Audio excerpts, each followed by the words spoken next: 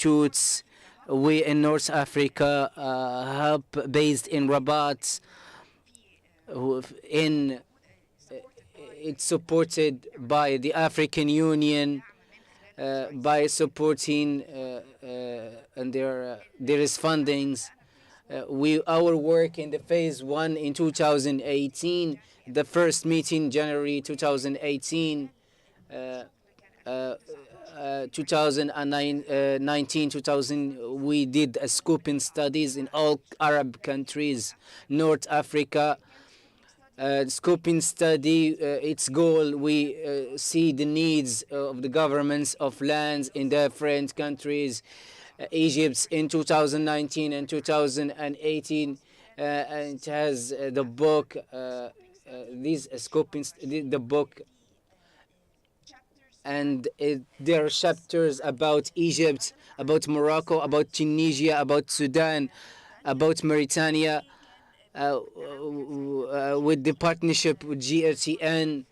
There are many Freemans, Professor Siraz Saeed, and we started 2020 until now. We have the African Journal to Land and Special Sciences. It's published researchers in French and English, and the journal is governed. And we didn't enter into 5 years, but we are in the indexing stages.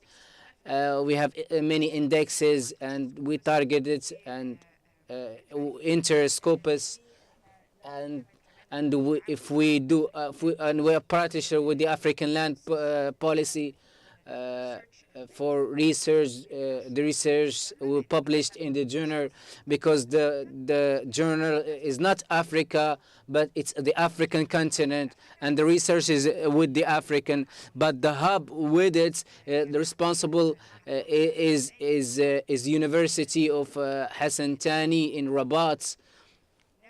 The network, we have many reviews and editors in this journal. We have the phase 2 of the project, and they have many short courses, and in Corona, but it has online work. We did the online work, and we have many trainees, webinars, online lectures through NELGA, and it was published. The stakeholders, many different stakeholders. The phase 3 is 2020 and 2020, 25, or 24 and 25, and until 2026. The NELGA activity, we started the International NELG Forum, and we started research projects, and we think of we have to start the institutional programs, and in parallel already with the UAE in Rabat, in land governments. From 2020 24, we focus on research agenda, development of North Africa research agenda, and we make 2 studies. It's the same thing that we look for SDGs indicators, SDG indicators. When it comes to these goals, with especially land governments, SDG 0.44 and 4.82, and this was done through many countries in North Africa, and it was presented in the research forum that we did in 2024, and the second study that has been done in every country and every university. It has a systematic research in the domain governments of lands, and the goal of its country, it sees every country. It sees in Egypt, we focus how do we achieve sustainable development in existing Egyptian cities and its relation to governance, land governance, and it was presented in the research in the same topic across the countries, and we tailored by research, guided by, according to the need of every country. And the last activity that we done in September, the last September, the second international forum that we in the University of Hassan two for resilient cities, and it was we presented many research by the participants, and in the University of Cairo, climate resilient land governments, or weaken governance of lands with climate change to sustain to development. Through our activities, we did as North African, we did a lot of work with cooperations with hubs in Africa. The International Knowledge Forum, it's an opportunity for us to exchange knowledge with the African countries. And of course, there is some participation with our team in the African Land Policy Conference every year. That happens every year. That's all. Thank you so much.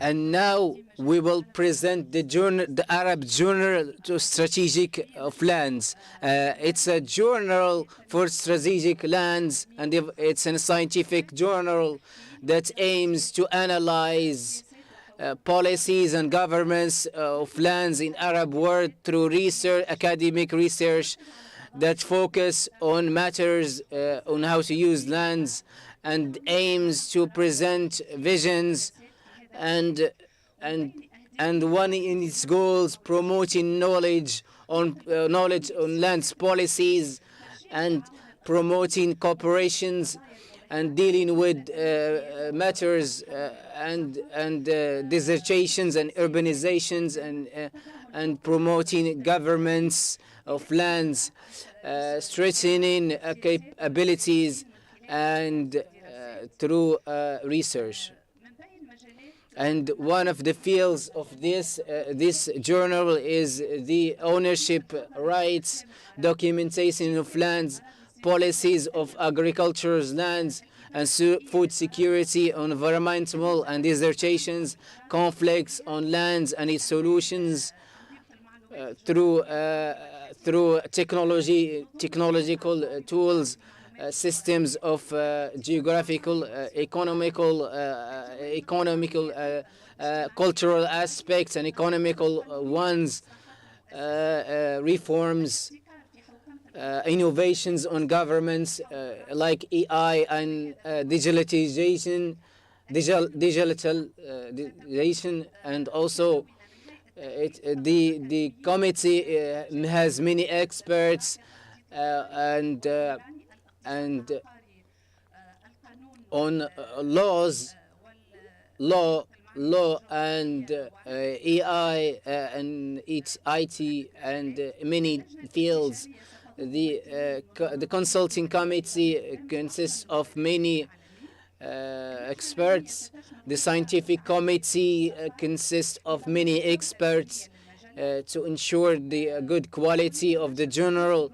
And the publishing, it will publish 2 times a year to ensure good quality, and the rest details is there in the notice. It's in the notice. Dr. Samir.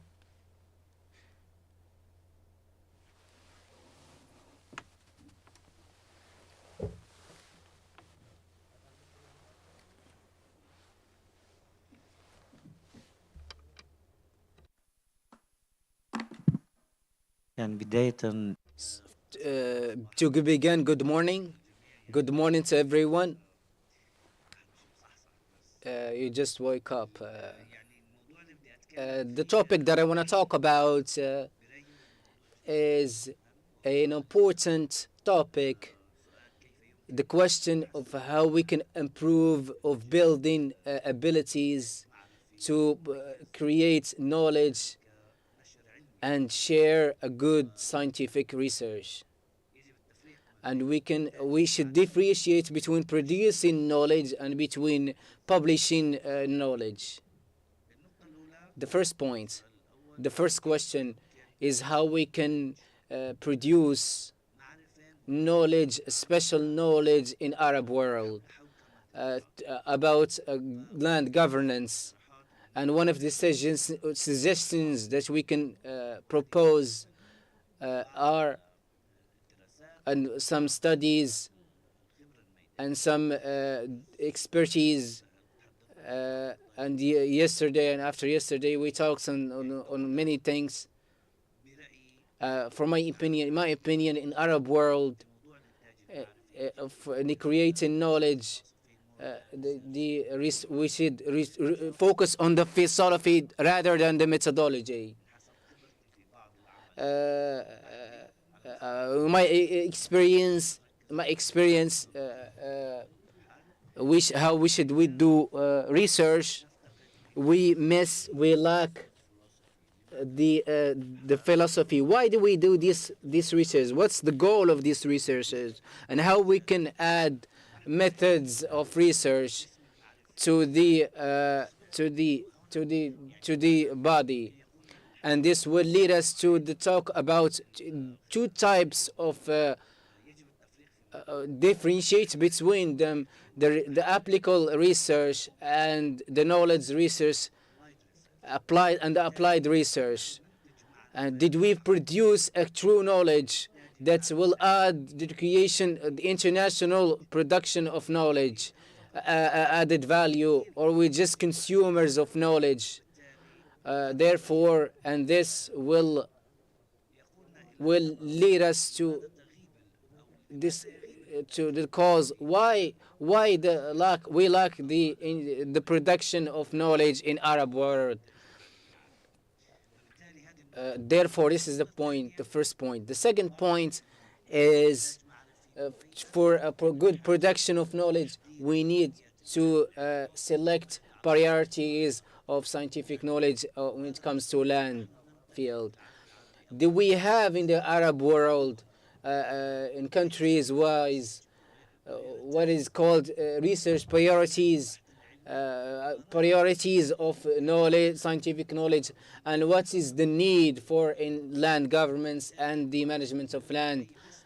Therefore, we should think about to think together, and this is the conference where will be a discussion on how we can make scientific needs in governance of land. The third point, we need to develop methodologies, scientific methodologies with the AI and technologies and geoinformation and so on, technologies and all these technologies.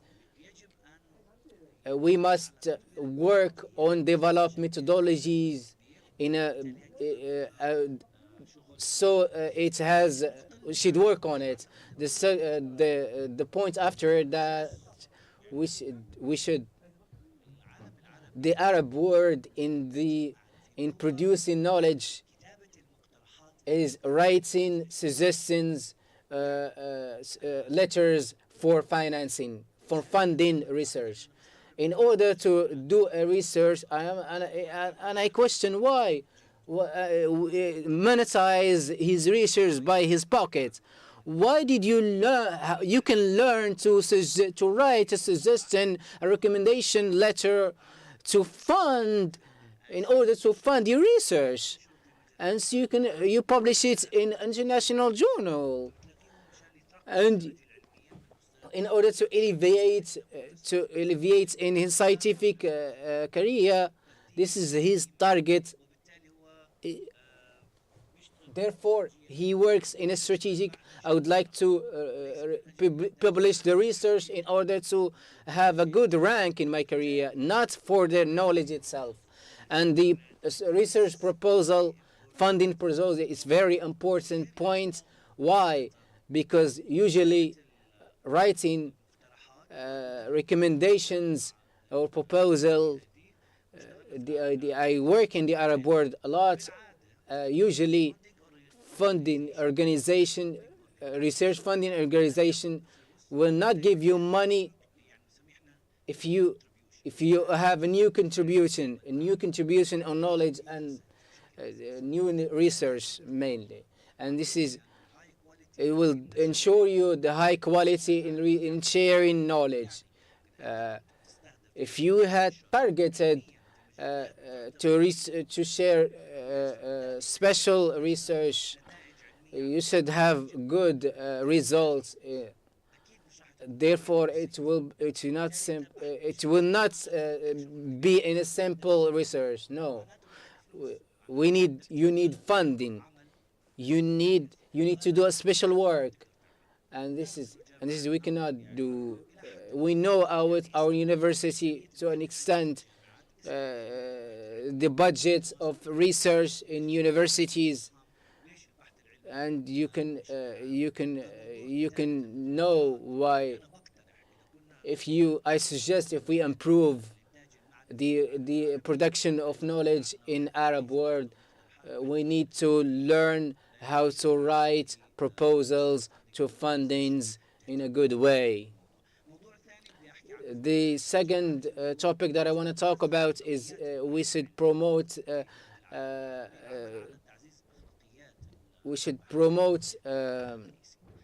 ethics of research. The difference between the production of knowledge and publishing. We can produce knowledge, master thesis, baccalaureate project. Anyone who writes a paper, conference paper, anything, it is publishing, and it is output. It's an output of the research. This operation, how can I share, publish, where I publish? We need to focus on the topic of special publishing. Special. What's the difference between special publishing and special publishing? Special publishing, first publication acceptance. The most important thing is my name will be on the publisher's list. But the special publishing, uh, it has the regulation of SCOBAs, RSI, what we know internationally. Uh, Today, as we know, Arab universities, what do we do? They compete among each other, in and out, and they do a ranking, a QS ranking. My university, three or four universities, they launched the same announcement, and the third and the fifth international. There is a competition among universities and even countries that this is an international thing, and we notice that they also focus on research. We need a production of knowledge. We need impact factors, SI. The question, researchers know what is SI. They know scopus of science. The many universities, especially in universities that are researchers are old, and they don't know the context of research. We need awareness to researchers in Arab universities on the definitions of special publishing as a concept. This is the one. Secondly, for the topic, promoting to reaching to data. Uh, Support. We should have a support to reaching database concerning land governance. Creation of Arab journals. Thank you to the doctor. I'm glad to be part of this project and launching a journal. I did a research in Scopus in database yesterday and day after yesterday. I put keyboard land, and then throughout the world I see how many journal in the world, title of the general keyword word in the Arab world. How much do you think? How much do you think? Nothing, nada. I went to the another database. Archive is a Scopus Arabic in Arabic, but it didn't reach. It is not known in some countries. Archive is a database in Arab, and it was created in their Arab League, under the umbrella of Arab League. Some people publish in Arabic, and they are the poor people, and no, not enough, not enough. Your research is not Scopus. No, you don't know this, that. And they attempted to the power of productivity in knowledge. Archive database is a, I tried, I put land or lands, whether I think whether there is in Arab word, unfortunately there aren't. And this is a special thing that we can start the topic of launching journals, research journals in Arabic, not for production of knowledge, but producing special knowledge and special publishing. The last part is we need to promote the ethics of publishing. This is an important point. If we want to look anti special land, we in mainly.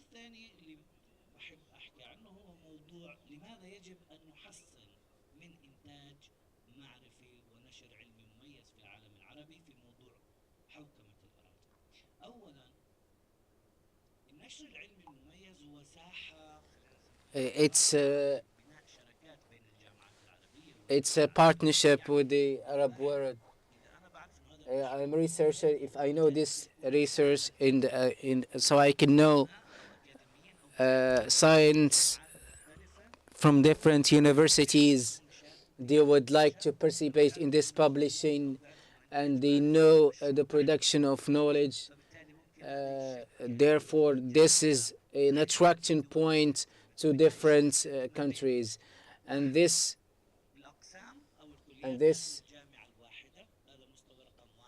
the first layer.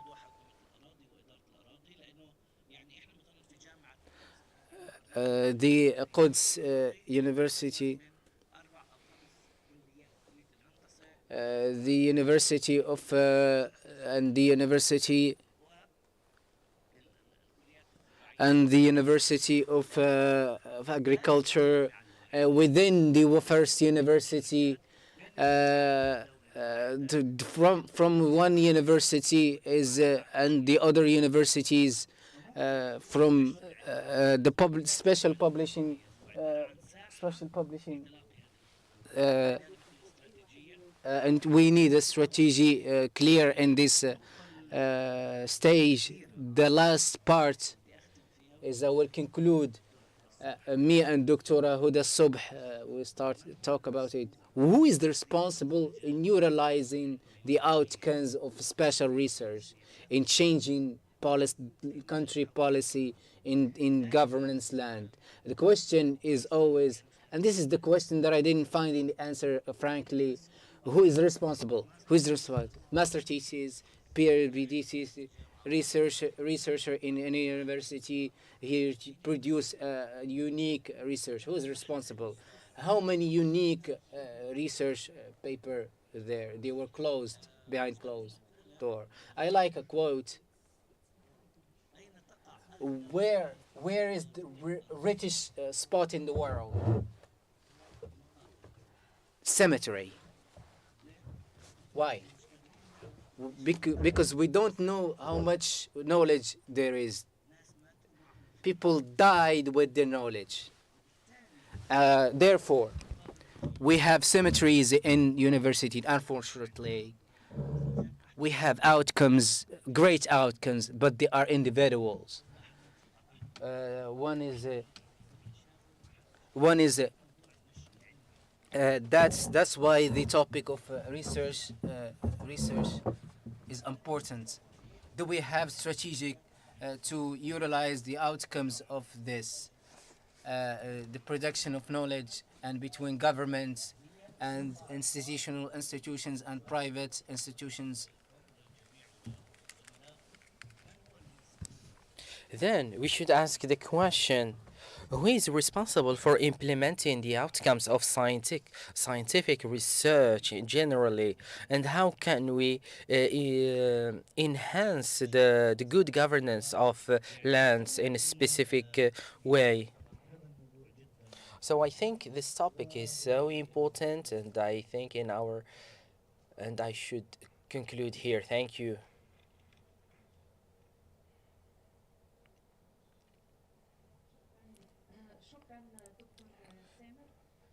Thank you, Dr. Samir. Now we're trying to make the Arab magazine of land development to enrich it and to be gathering all the scientific inputs. I will give the floor to the audience, and maybe I will call Mr. Saeed Al-Azraq because he was our companion in all the activities. We find him in the master class. If you have anything you want to add, doctor.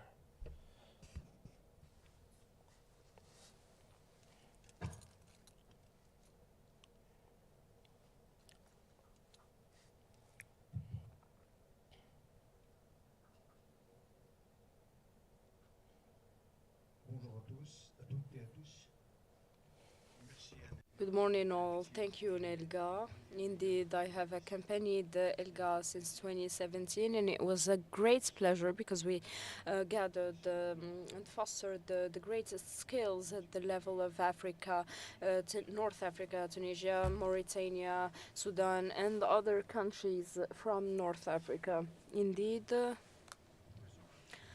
our professor here tackled some issues and points of improvement with regards to answers to questions concerning mainly scientific research.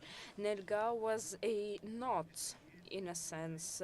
It was a point that allowed us to determine specific thematics that are common to the countries of North Africa. And there we asked the question, is it about a certain level of competitiveness? Is it a scientific competition? And we opted for the scientific competition and wanted every country to present its problematic as well as methodology. And at the beginning, we were indeed in a certain phase, well, exploring, gathering knowledge, and exploring, and progressively following the different congresses and seminars held following even the trainings that we had, we started to see clearly matters relative to land governance in Arab countries, or rather in North African countries. And the result was the second edition of the scientific magazine that was published on January 31st, 2025. There we, well, could reach a scale that is quite interesting, high, with regards to indexation and reviews.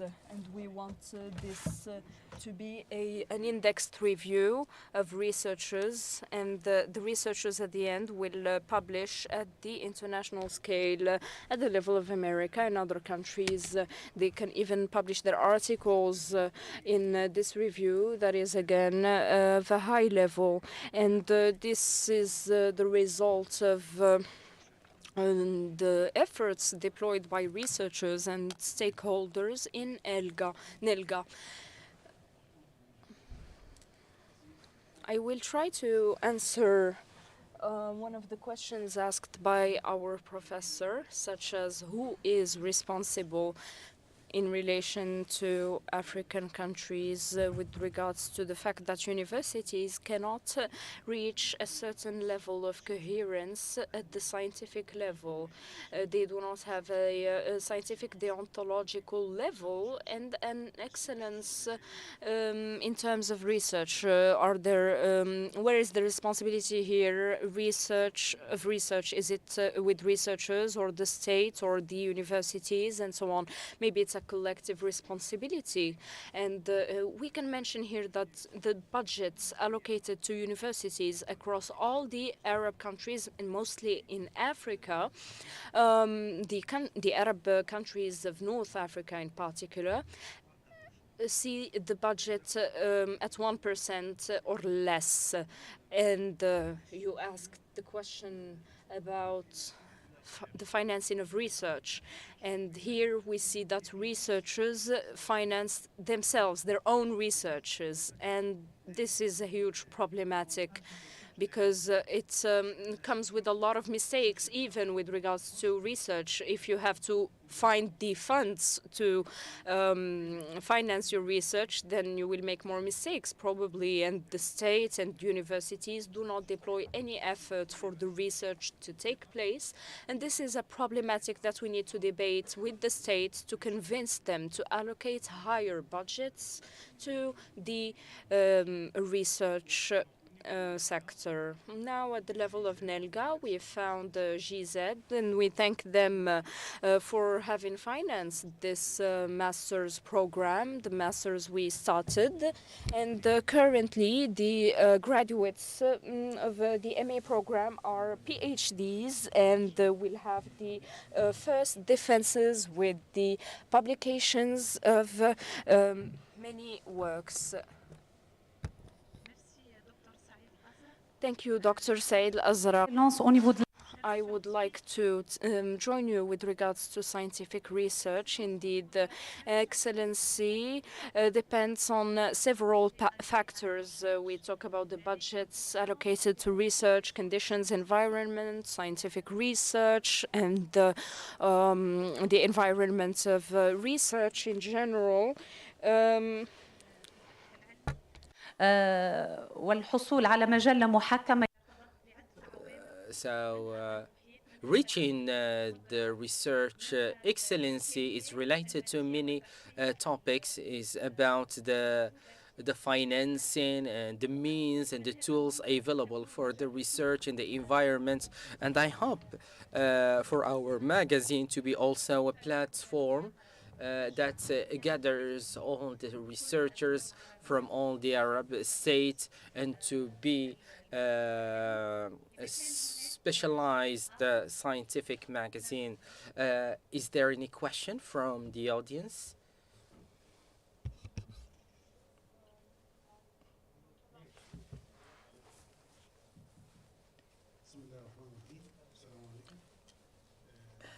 In the name of Allah, Muhandis Tariq,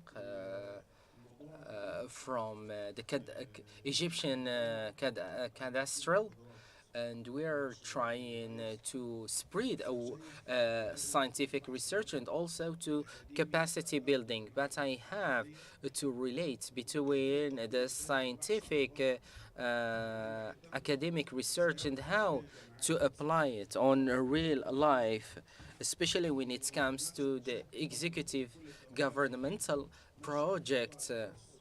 And because all what we see for now is that the government is working with the private sector. So that's why we have to link between the three, between the research, the government, and the private sector.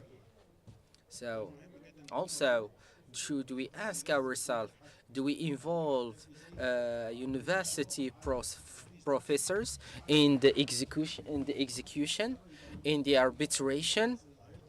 Because this way, the research will be then something practical and also can be easily implemented in the field. because if we keep it theoretical, maybe it won't be practical enough to implement in the real world, especially when it comes to researches of excellency. So this is a part of answering the question. I will answer a part, and Hiba will answer another part. So yes, the research and also the validation of our models related to the real world issues in data field. طبعا هو الأساس إن يبقى ربط البحث العلمي بالمجال التطبيقي ده شيء أساسي جدا. So yes, normally we should link between the research and also the practical field, and we work with private sector, private companies, and also the execution or or organisms that are responsible for executing projects. We try to work with them, either private or public, so we can formulate the research to be beneficial and practical. And but for the PhD research, it's a requirement. However, for the arbitration and supervision, for many projects, we receive professional experts, and we ask them to be present in during graduation, and it be and it became like a rule of in the at the university. First of all, we should have a good grade, and also this. This grade uh, should be attributed uh, should be attributed also from what has been done in the field, and how the research is practical, and to reach a mechanism in which experts can find that the outcomes of the research are applicable and it has an added value. So when this is done, then the academic degree and grade can be done, and the research is validated. Thank you. I think this question is important, and it represents really a problematic. First of all, in the context in the academic research, we have to make a difference between research in BA, MA, and PhD. Because in the BA, the researcher is not asked to add something new to the knowledge, to the science. However, in the PhD, the researcher has to add something to the scientific results and knowledge. And and the problem in the Arab world between the market and the university, the market and the private sector thinks that at the university they are just studying philosophy, and vice versa.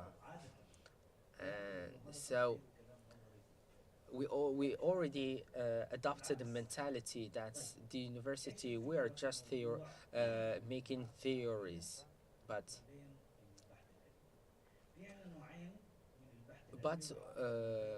when it comes to a practical implementation, we have in the research the scientific results, and it comes from a bio research. But there are another kind of research which is called applied research. So what is the relation between the research and applied research? It is not required in the pure research to get practical results. We in the pure research, there is already a gap in knowledge, and we have to deal with it to fill it. But also, in the when it comes to the applied research, you don't have to fill in the gap in the knowledge or something, but you need to find a solution that, for example, a company has, a solution that can be applied and applicable by the company. So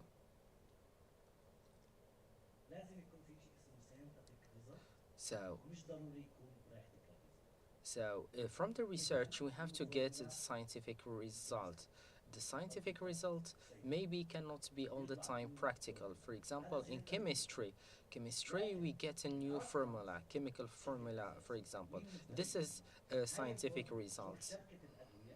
Then, when we have this scientific results, it will go to the pharmaceutical company and they will develop it even more and apply it, and then it becomes practical. But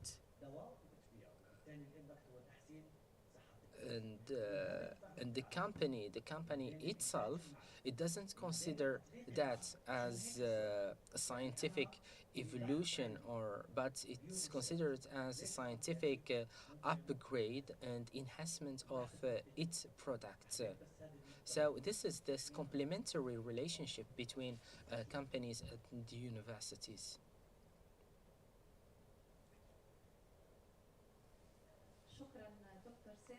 Thank you, Dr. Samer. Is there any question?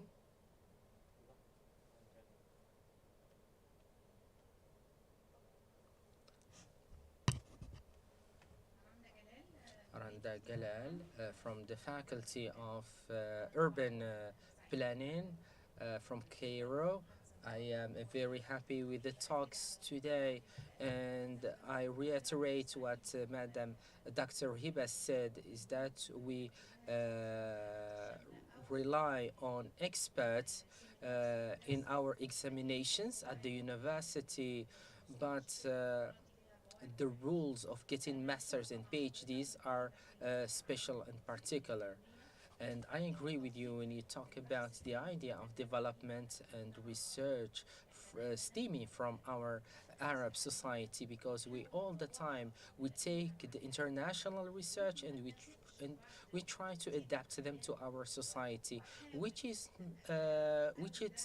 not necessarily suitable, and we even try to make our research adaptable and similar. But in the end, how this scientific outcome can be applied, it should be it should be a result of a whole complete system. Normally, the university should be serving society, and we have in Egypt the Academy of Scientific Research. Normally, uh, they are the one responsible for distributing researches to different organisms to be applied. But if there is an institution under the government that will divide the researches, and also the researches will work in specific departments, for example, in architect in agriculture or lands. These research cycle will be closed when it is applied, when it is institutionalized, when it gets distributed to the in the field to be applied in the industry. uh, when we uh, when we saw, for example, the Moroccan experience in terms of in the project of collecting lands to increase production. For example, when we have a problem or challenge, we can always go back to universities and look for solutions and serve many fields and domains. And this is the relation. This is the relation that should be in the Arab world. This university should be supervising the development of ministerial department. And true, in one topic of the in the research papers that we published in our magazines about the land management policies in the Arab states, we had scientific and also not only theoretical but also experimental results. A last question. Hello, Bahim Bahraddin from Al Khartoum University in Sudan. I want to go back to Radat's point about creating a reference or database of research. My question is that why do we have this phenomena? That the problem is that there is knowledge existence. For example, at the University of Cairo, there is 1,000 research, but I think our real problem is not in making knowledge, but how to spread knowledge. The product producing knowledge exists, but to benefit from it, when we want to do that, it becomes problematic. This point takes us to my point is the liberation, liberating knowledge, because in the Arab world we are abiding to the structures that are imposed on us from the financing and even when it comes to spreading knowledge. And when I say to be liberating knowledge, I don't mean refusing the old organisms, but to be courageous and brave to develop, to reach and opt for research excellency, and also to contribute in spreading knowledge. And I believe there is a great deal of knowledge. And when we talk about in magazines Q1, Q2, and but when we are driven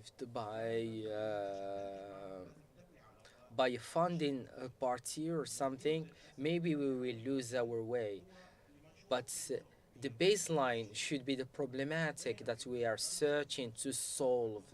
And we have to follow this track, not to play by their rules. So we have to get out from this and have self-criticism and see and try to consider some tools from our society and beneficial to our society. Thank you for this question.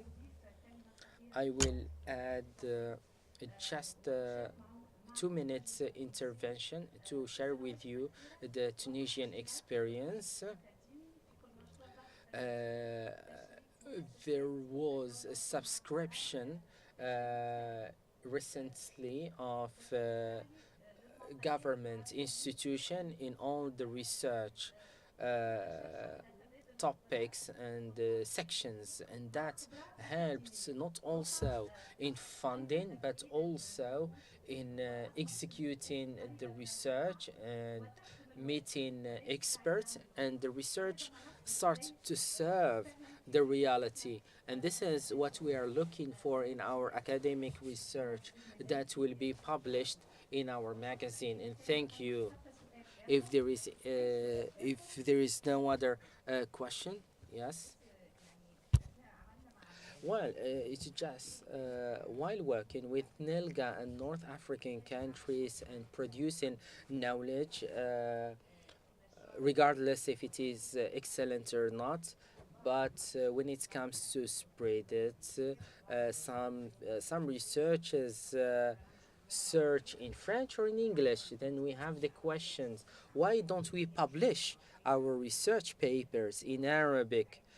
And even when it comes to reports, why even the reports are in other language? That's why the first thing we did is we started translating reports.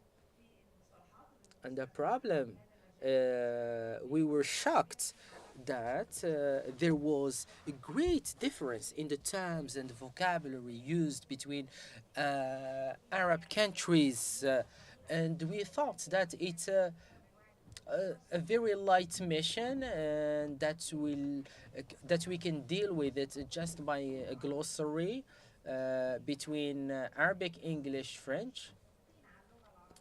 But to our surprise, we didn't agree on the Arabic terms either, even even between, for example, Tunisia, Morocco, and Sudan, and Egypt.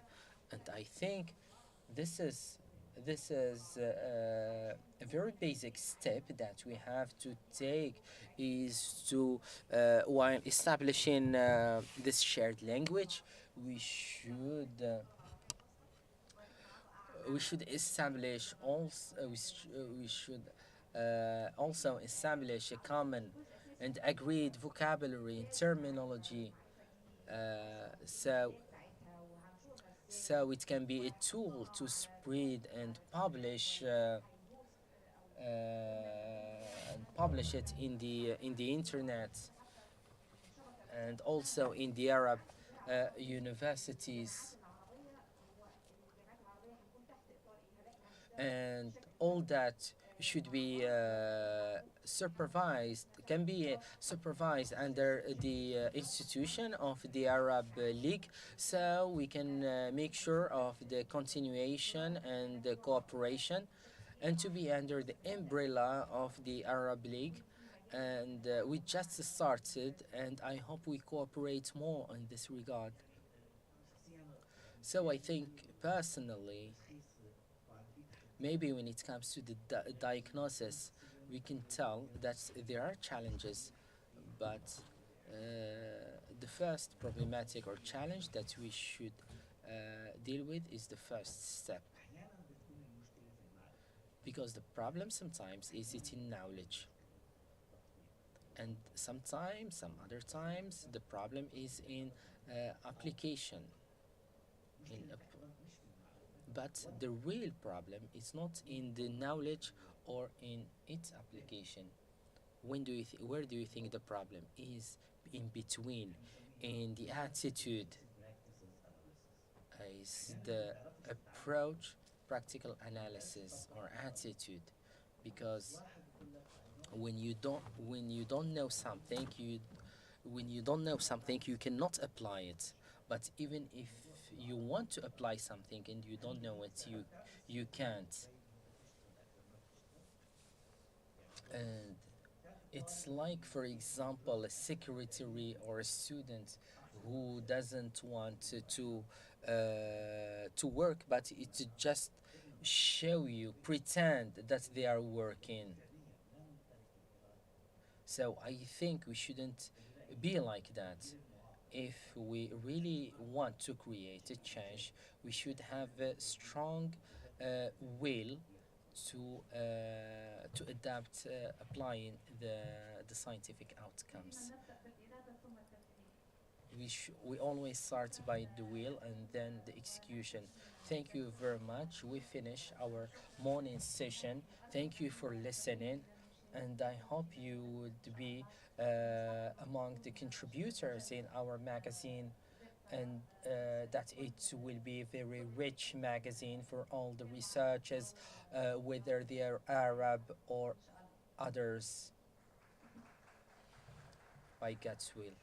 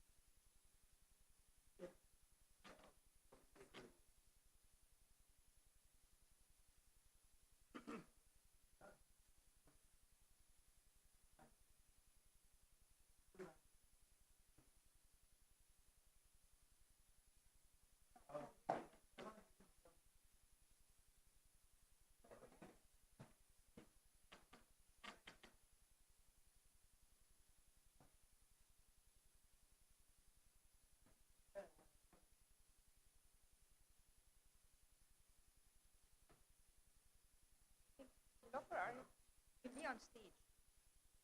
So we're missing a chair. We have 8 people, or who's not coming? So we don't have. Fair is not coming. Ahmed is now. Ahmad is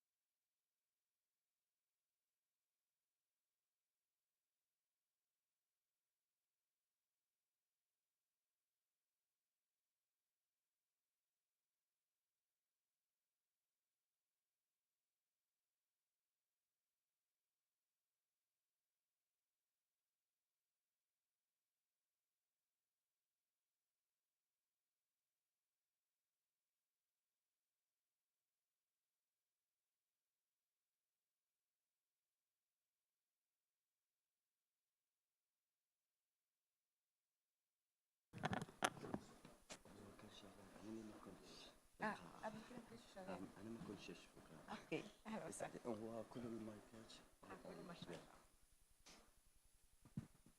This one as well.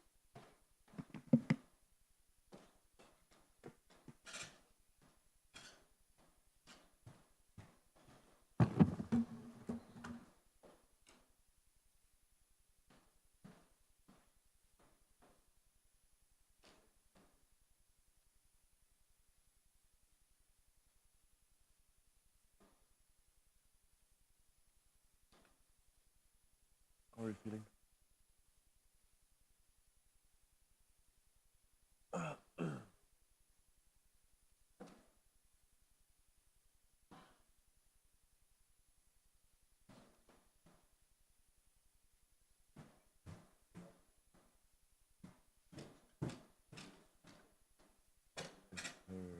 Nino.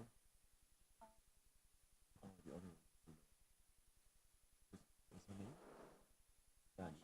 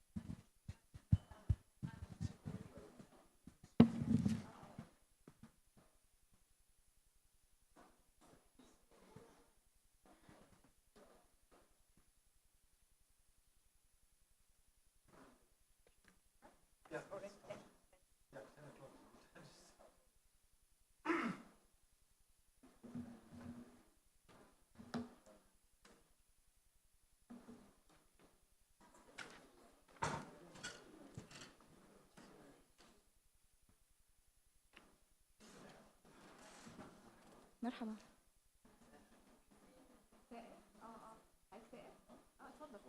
اتفضل هنا.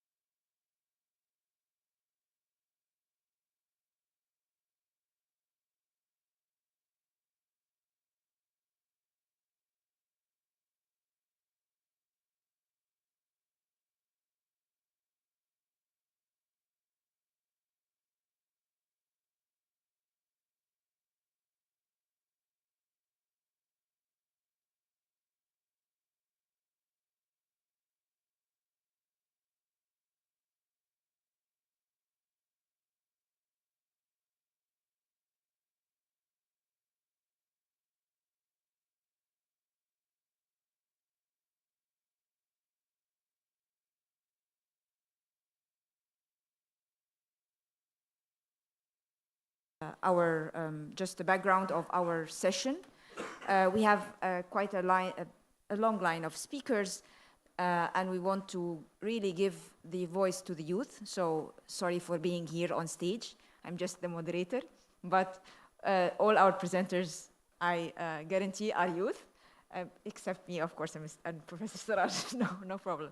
But I mean, this is a very important platform to hear and learn about what kind of challenges, what kind of opportunities do youth face in terms of land governance and in terms of the opportunities that are available for them to acquire whether land for development, and also if they are working in land issues.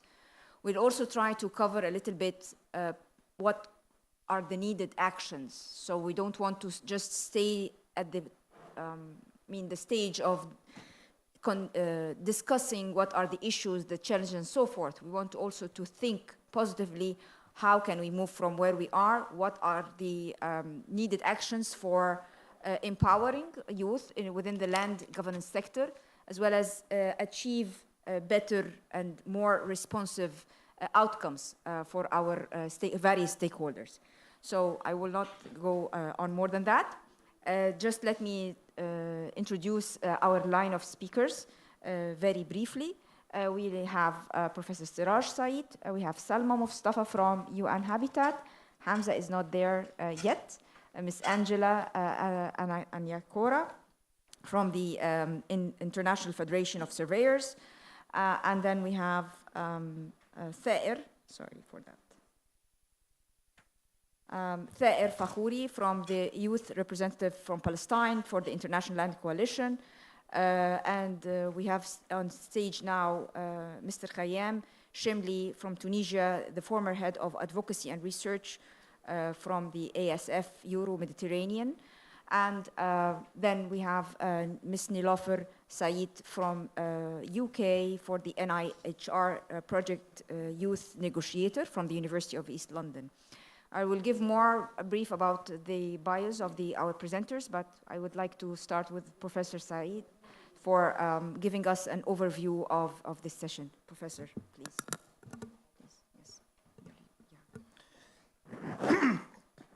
Thank you very much, Professor Heba. It's indeed a privilege to be in an important session over here, which is moderated by you.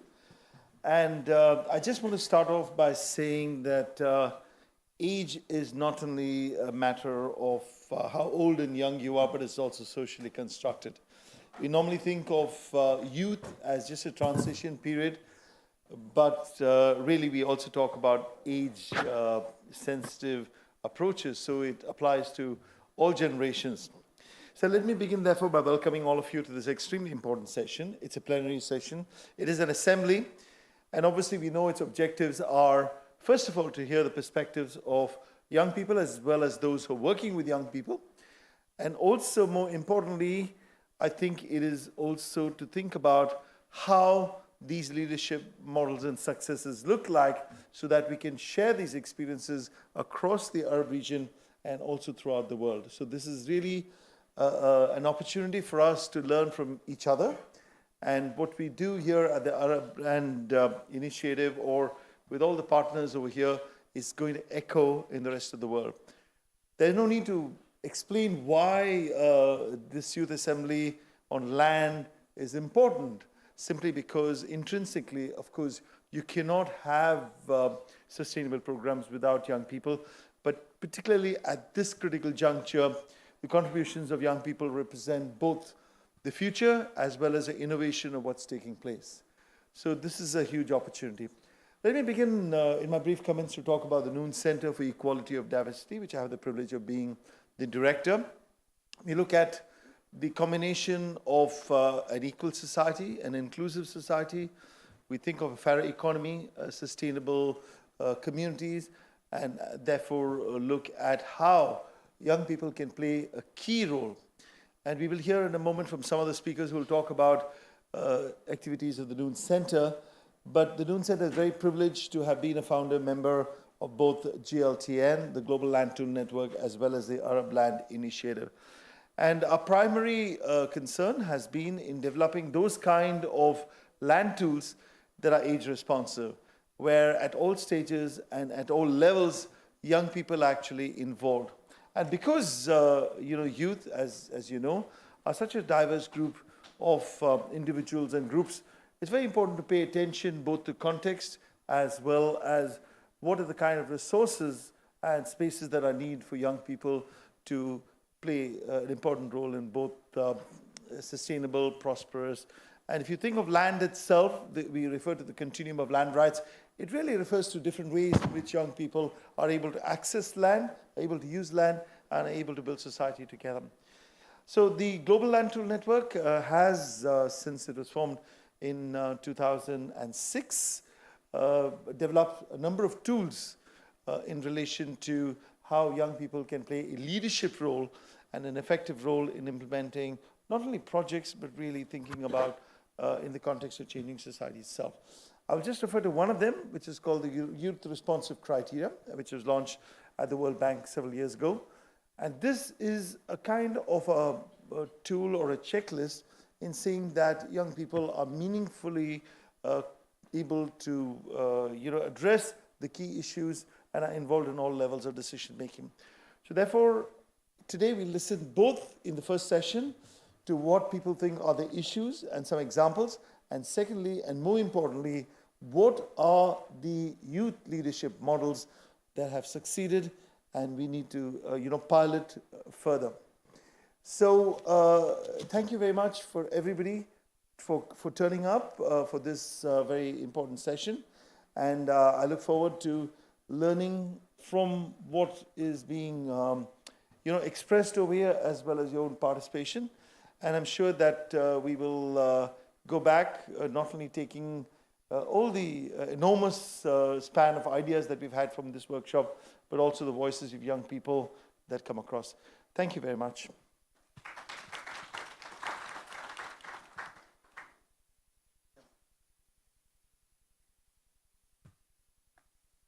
Thank you, Professor Siraj. I think what we have here as what we try to bring together is we have the UN Habitat, where they have a lot of projects related to youth.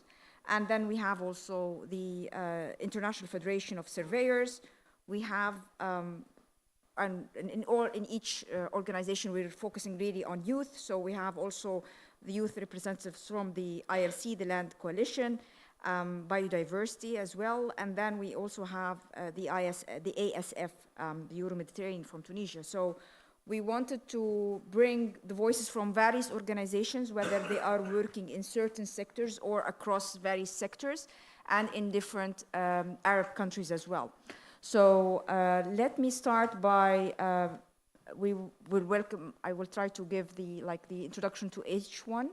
What we've structured our discussion is that each speaker will have 3 to 4 minutes, not more than that, to give us a little bit of the background of the opportunities and the challenges that they were trying to address in terms of youth and land governance.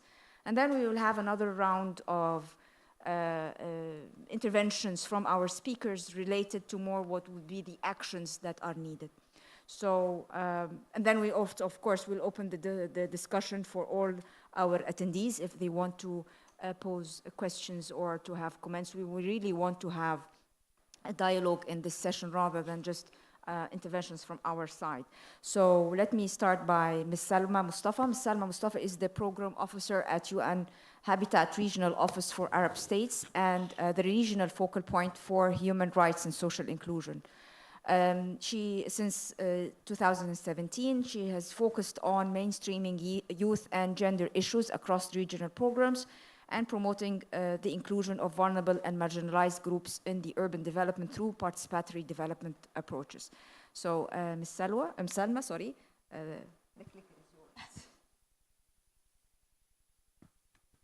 Thank you so much. Thank you so much for the introduction and for having me in the session. I'll just start my intervention by briefly giving a quick brief about the context in the Arab region with a focus on youth.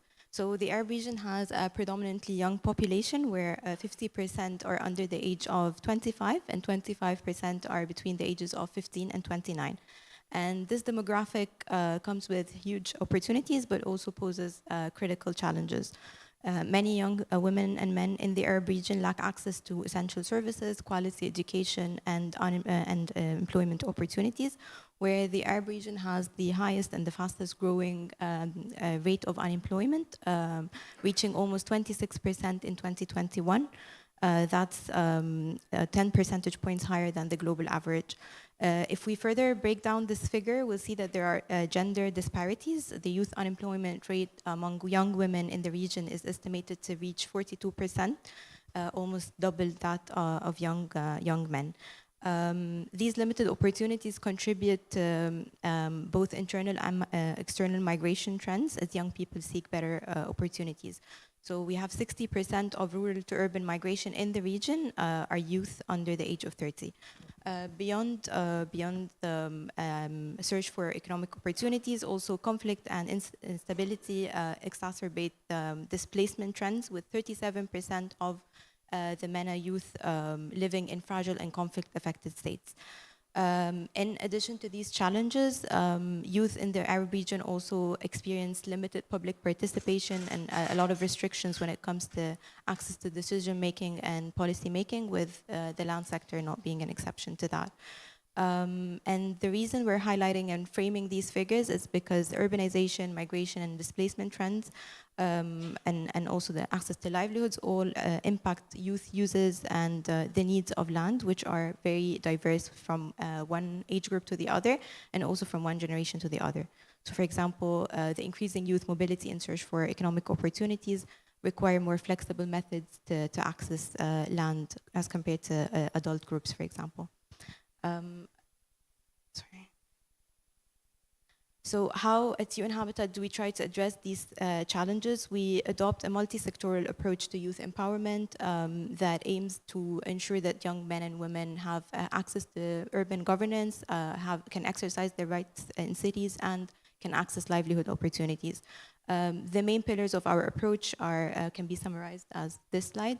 So we work on youth capacity building and trainings. We try to develop the skills of young people so that they can access income generating opportunities through one-stop youth centers that offer vocational trainings and different skills. Youth inclusion in decision making, where we work with local governments to make sure that they integrate the voices of youth in urban governance. And that's mainly done through local youth councils and youth advisory boards. We also work on awareness raising and advocacy to promote the youth rights in different sectors through advocacy campaigns and community engagement initiatives, and knowledge generation and exchange, where we try to produce research and reports around youth issues and collect and use age disaggregated data to inform our programs and to inform policies. So for example, the tool that Dr. Siraj mentioned on youth and land aimed to fill in the gap in the knowledge and research around youth and land issues, and was produced. Development and has been working in the field of economic and social development at the Arab Center for 15 years. He's a board member of the International Land Coalition representing the EMENA region. And he is one of the founders of the Palestinian National Land Coalition, which started its work 2 years ago. Mr. Thaer, you have Thank you. 3 minutes. Thank you. Thank you very much. Really, we have many things to tell about this issue, because we have long experience about the youth and how we can pass the challenges that they're facing, because we are, as she said, that we are creating national land coalitions in Palestine, and we have really many challenges, other challenges that you know regarding for the occupations, the land confiscation, and other issues regarding for climate change and biodiversity that we have changes. But really, we have many things and many solutions that we have really facing and doing with youth, especially in West Bank and before the war in Gaza Strip also. But regarding the war now, we are focusing in West Bank and different areas of West Bank. And we have find some resolution and we have find some tools in order to remove the challenge that the youth are facing, of course, during through our strategy of NLC that we are working on it. We have 30 minutes? Okay. Really, I want to indicate something in 1 minute.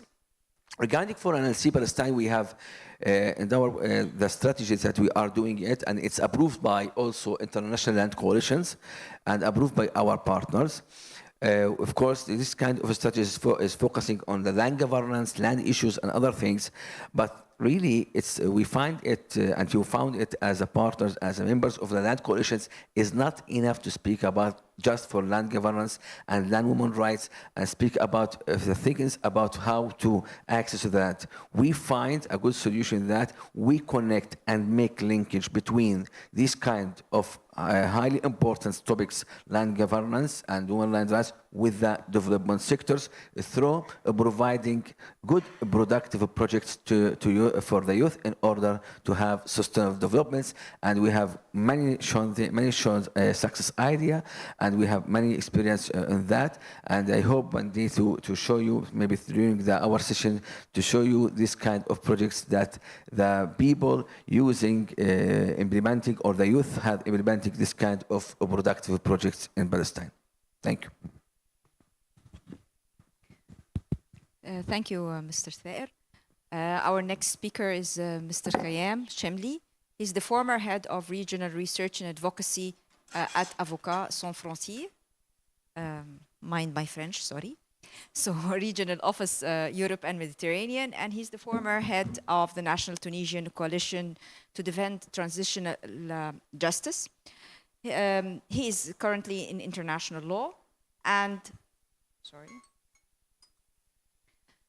he, since 2013, he joined the Tunisian model for the United Nations, the MUN. 2017, he became involved in the Tunisian watchdog Al-Bosla,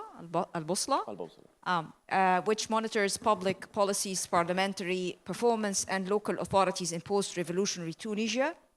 And after an experience with the consulting firm, he now joined the Avocats Sans Frontières to manage the transitional justice project from till 2021, I think, and then now he serves until 2024. He served the head of research and advocacy for the Europe and Mediterranean region of the organization. So, Mr. Khayyam, you have 3 minutes.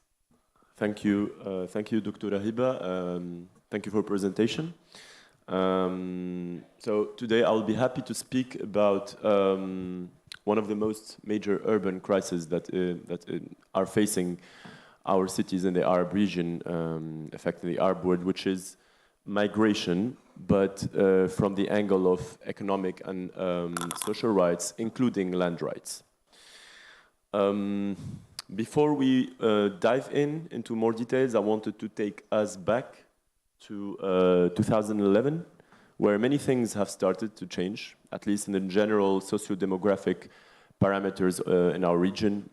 When the Arab Spring happened, I will definitely not speak about the geopolitics, and because many things have already been said about the Arab Spring, but the reason why I'm bringing it here, because people tend to forget, even back home in my country, that the first sparkle came for mainly social and economic reasons. The citizen who self-immolated himself, Mohamed Bouazizi, was a street vendor himself, and he was engulfed in precarity.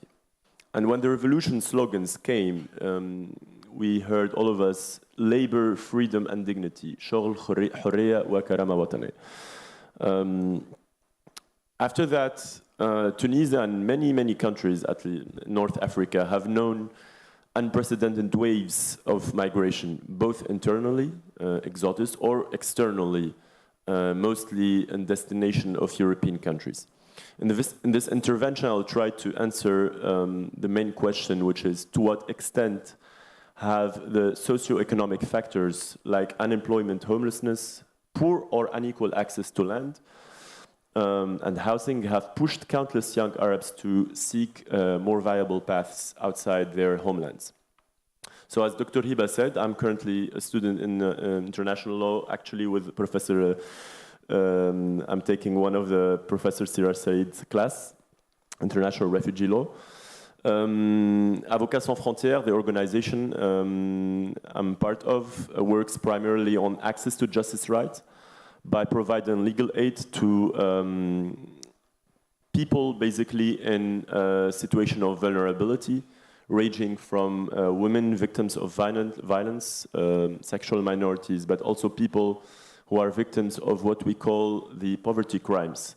So it could be the unemployed, the homeless, the street vendors, any person that is in confrontation with a police officer or the police apparatus, but also migrants, whether they are sub-Saharan migrants choosing Tunisia as a transit country, or the Tunisians themselves who chose to risk their lives to migrate irregularly to Europe. We also do maintain a dialogue with the European Union, the Tunisian government and civil society in order to address migration at the roots, the root causes from a human rights perspective, at least for the European Union to be compliant with its Charter of Fundamental Rights, but also to tackle those issues at the roots, which are essentially, as I said, social and economic. I'll stop here for this first round, but in the next round I'll be happy to dive into three major components when we speak about migration related to poor or unequal access to land, which is one, internal migration in order to counter food insecurity by people who escape their precarity zone and as a key component of rural livelihood. The second happens to be external migration, or we also call it the distress migration or the migration of last resort, pushing the youth and women in our region to escape either conflict or political instability or poverty. Both lead, unfortunately, to a third major problem that I'll be happily speaking about, which is brain drain, and it is one as well of the major development crisis that could face our region in the upcoming years. So I'll be happy to dive into these three components in the next round. Thank you. Thank you, Mr. Thair. Our next speaker will be Ms. Nilofer Said. Ms. Nilofer is a research associate at the Noon Center for Equality and Diversity at the University of East London. She holds a Bachelor in Population Health from University College London and a Master's in Health and International Development from the London School of Economics. Her studies are focusing on social equity. I mean, she was funded by the UK Population Investigation Committee and the UK Economic and Social Research Council. And she has worked in various projects, including the International Institute for Population Science, the National Institute for Health Research, the British Science Association, where her focus and interest is health equity, social inclusion, and participatory methods, and of course, inclusive development. So, Mr. Lofer, you have 3 minutes, please. Yeah. Thank you, Professor Heba. So I'm going to be speaking a little bit outside the Arab region, looking at... No, not this one. Not this presentation. Miss Angela did not come, so you have to skip this. Can you skip? Yeah? Not, no. The next one? Next presentation, please. Not this one. Now you've seen all the slides that you've missed. Next one. Nilofer, you have slides, no? I do. It's fine, I can speak without them. Okay. These ones? No, it's for the, I think it's last. Should be the last one? The last one. You went through them all. The name of the file. should be after this. It's After? Yes. Yes, And- now. Yeah, sorry for the interruption. So I'll be speaking from using case study of a recent project we held at the Noon Centre for Equality and Diversity in the UK. So it's slightly outside the Arab region, but some of the lessons learned and the kind of issues that we were confronting sort of intersect with some of the issues that have been mentioned already. So over here we're talking about developing participative and innovative methodologies for youth empowerment, especially in the delivery of basic urban services. So this was in the context of the UK, which due to the recent context of crisis in the Middle East and in the Arab region, we have a lot of migrants, especially young people, moving to the UK, and then facing issues in terms of integrating and accessing services. So the diagram, for example, shows just the very complex cycle that one young person would have to go through just to get a GP that is a doctor to see any issue. So our project, as mentioned, was 500 young people involving some youth from the Arab region as well. And it really tried to focus on co-creating, co-developing a youth-led approach, because as has been mentioned, we wanted it to be not just prescriptive, but involving youth at every level. So that was from mapping local services and needs to rapid evidence review, through actually building and creating these partnership models and actually delivering the project. So it involved 500 young people that did a survey. We had focus groups, and we also trained through various stakeholders and the young people themselves, 30 youth champions who were responsible for delivering this project. This is actually the cohort over here, and this was at the Youth Leadership Training Workshop, which involved a lot of stakeholders. So that's another thing we sought to do in this project, which is not only get youth voices on the table, but think about how we can get them into rooms with different stakeholders, and that's from local governments to health practitioners, businesses. So trying to have a dialogue and like a multi sort of as many voices as possible. As I mentioned, the youth leadership model was also rolled out through different forms. For example, this is the Model UN that we hosted, and that was to try and get that simulation for confidence and capacity building, so they could discuss issues as if they were the making the decisions themselves, rather than feeling as beneficiaries and more as participants and the leaders. And this was another one in the form of a policy roundtable, like the ones we've been that are held, like for example the recent World Urban Forum, and that led to a policy document, a new social contract that was led by the youth. I'm going to stop here because I'll move in the next session on to some lessons learned and some of the challenges that hopefully we can address. Okay. Thank you.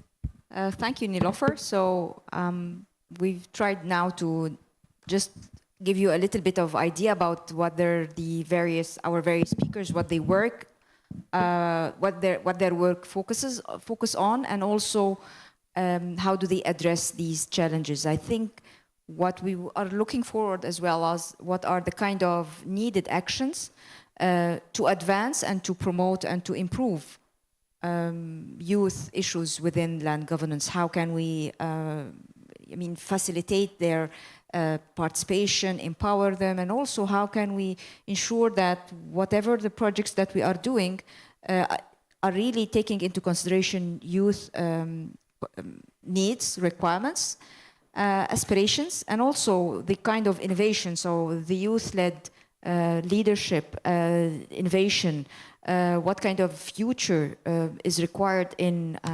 the field of land governance. So it's back to you, Ms. Salma, so you can give us an idea. Thank you. Can we have the slides, please, or? Can we have the slides? Thank you.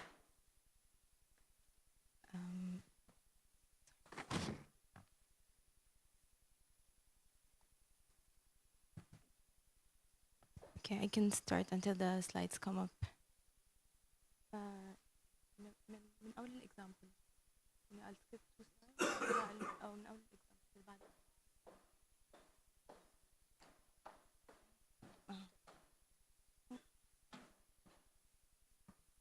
Bring it back.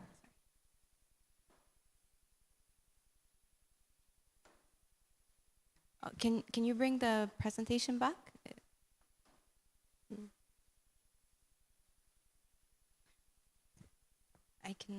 I can start and then.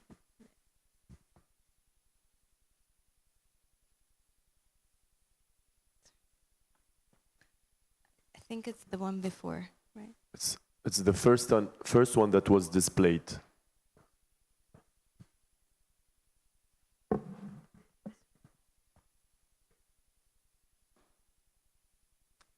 Yes, okay. Yeah, I can take it from there. Yes, thank you.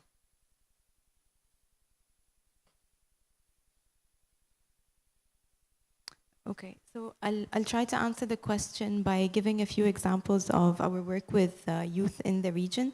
And I think it's really important when we talk about youth-focused projects to recognize that youth are not a homogeneous group. It's very essential that we recognize that experiences of youth vary according to different factors. For example, socioeconomic backgrounds, gender, disability, displacement, and other factors all impact their experiences and the challenges that they face. So at UN Habitat, we don't apply a one-size-fits-all approach to youth empowerment.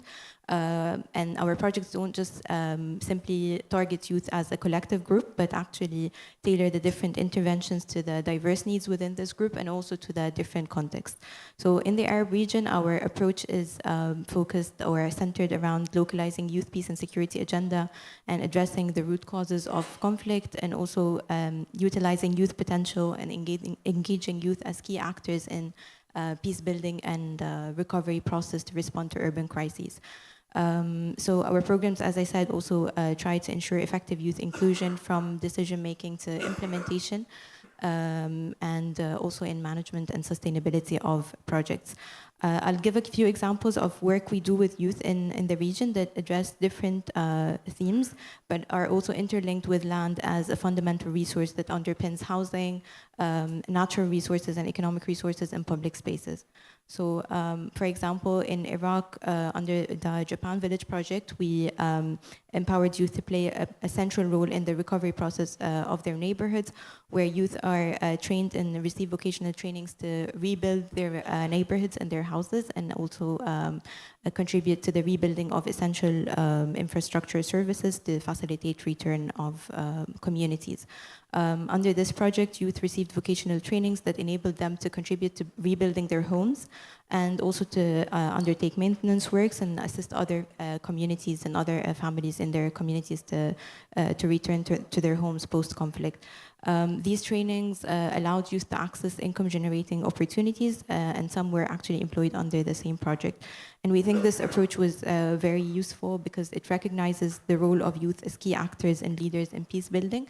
And it also connects them to demand-driven livelihoods that are linked to the needs of the job market, as well as fosters social cohesion and ownership of youth towards the interventions, and that contributes to their sustainability.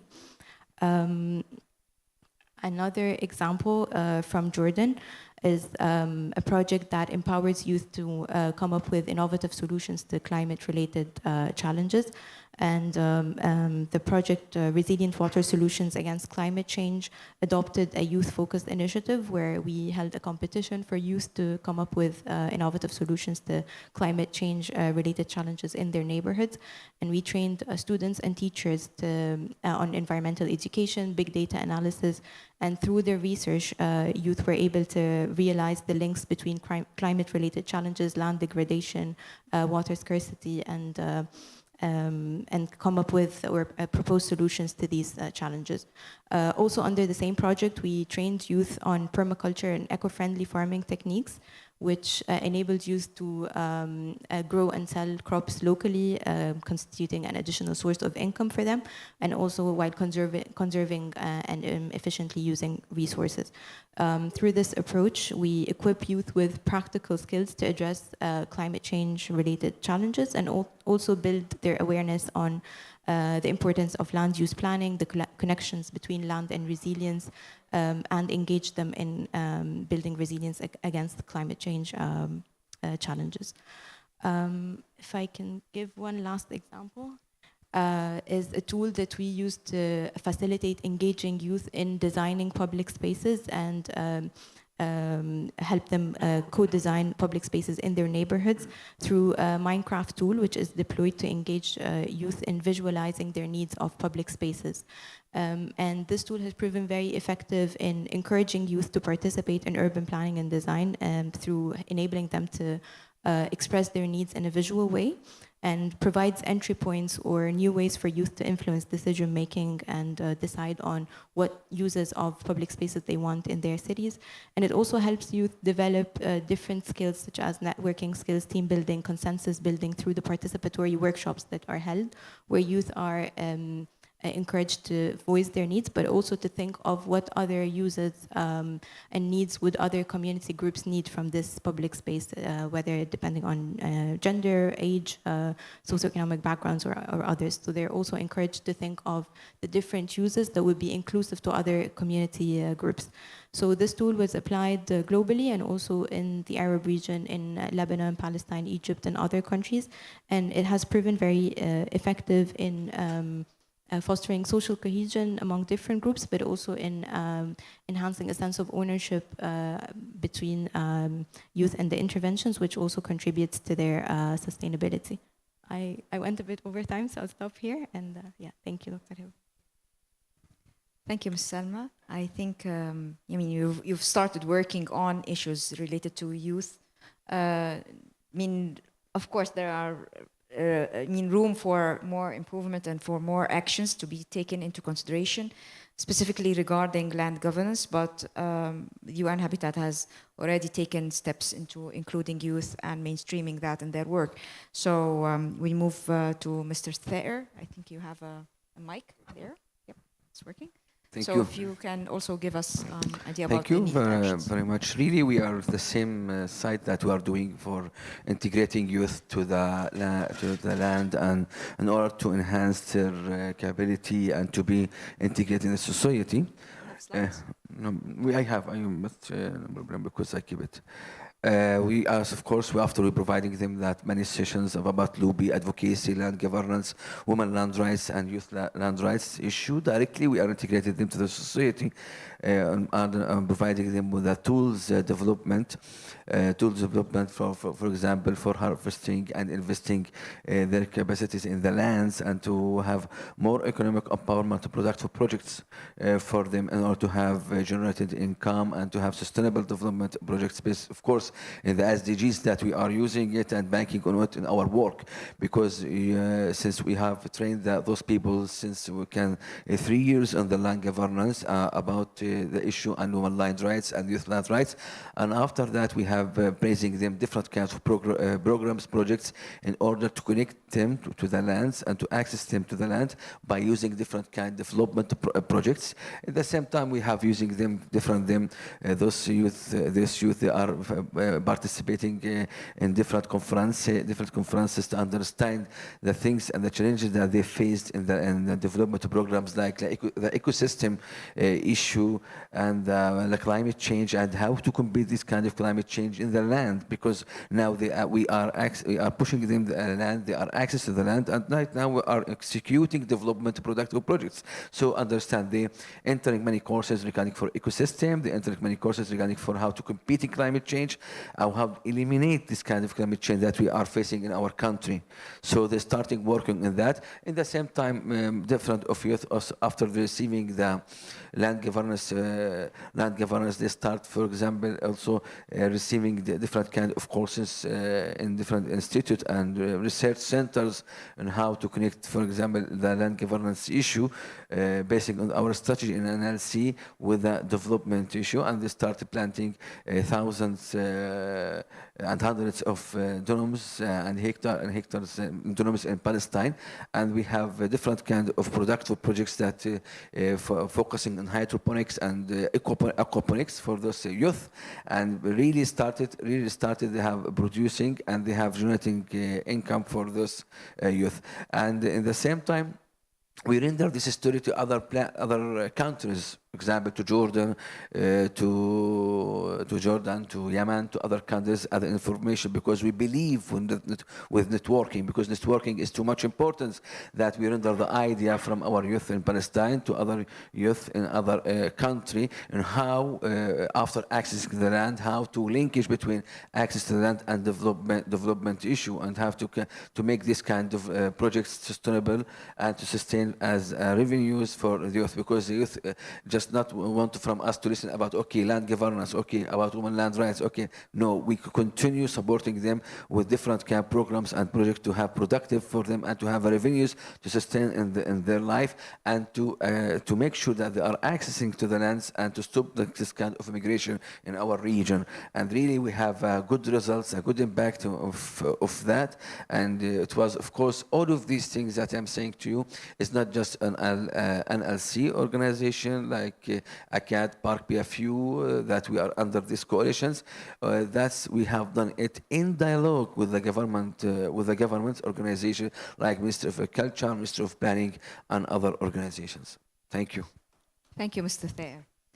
Mr. Khayyam, if you can also give us, you want your slides? Yes, I would like to have the slides, if it's possible, from our friends. Yes. It was the third presentation.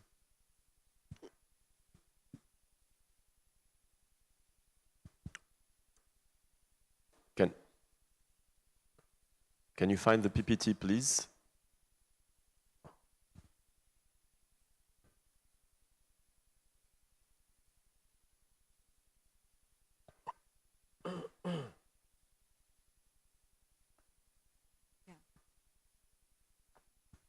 Can you have the presentation from Mr. Khayyam?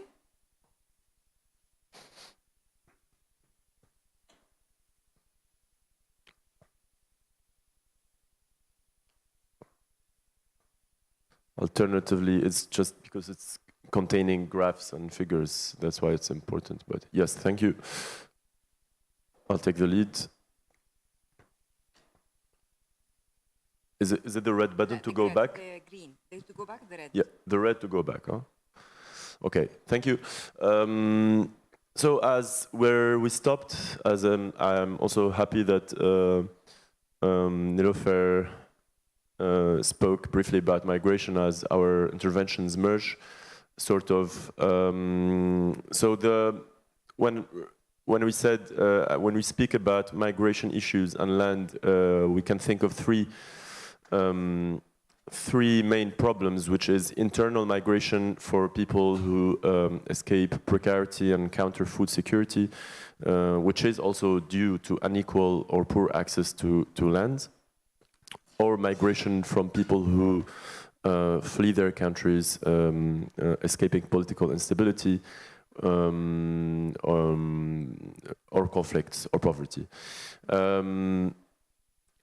The first one happens to be a key component of rural livelihood and a way to counter food insecurity. We have the slides here, yes. Yeah, thank you. Oh, yeah. Yes. Actually, the FAO, the Food and Agriculture Organization, has documented how land access affects youth unemployment and migration patterns in North Africa. Apart from that, the same report focused on Tunisia and shown that since 1960 until 2017, unequal land distribution remained the same among the youth, with 22% of the farms belonging to 1.2 to the richest farmers. I think these figures also have many similarities in other countries in the region. Furthermore, the movement Lands Right Now assume that 1/3 of the world population is exposed to the risk of being dispossessed from their land property rights by stronger actors, whether they are corporations or state, and so on and so forth. The second major migration pattern that we observe, which is more external, also called distress migration. Here are the figures provided by FT2S on the right table, Forum tunisien des droits économiques et sociaux, which is like the Tunisian Forum for the Economic and Social Rights, showing the number of Tunisians' arrivals to Italy, which has skyrocketed. It has also skyrocketed since 2011, but here we can see that from 2017 until 2023, the numbers have not only doubled but tripled, from nearly 6,000 to 17,000. On the more broader level, the Arab Barometer provided us important statistics regarding the migration desires among the youth in the Arab region.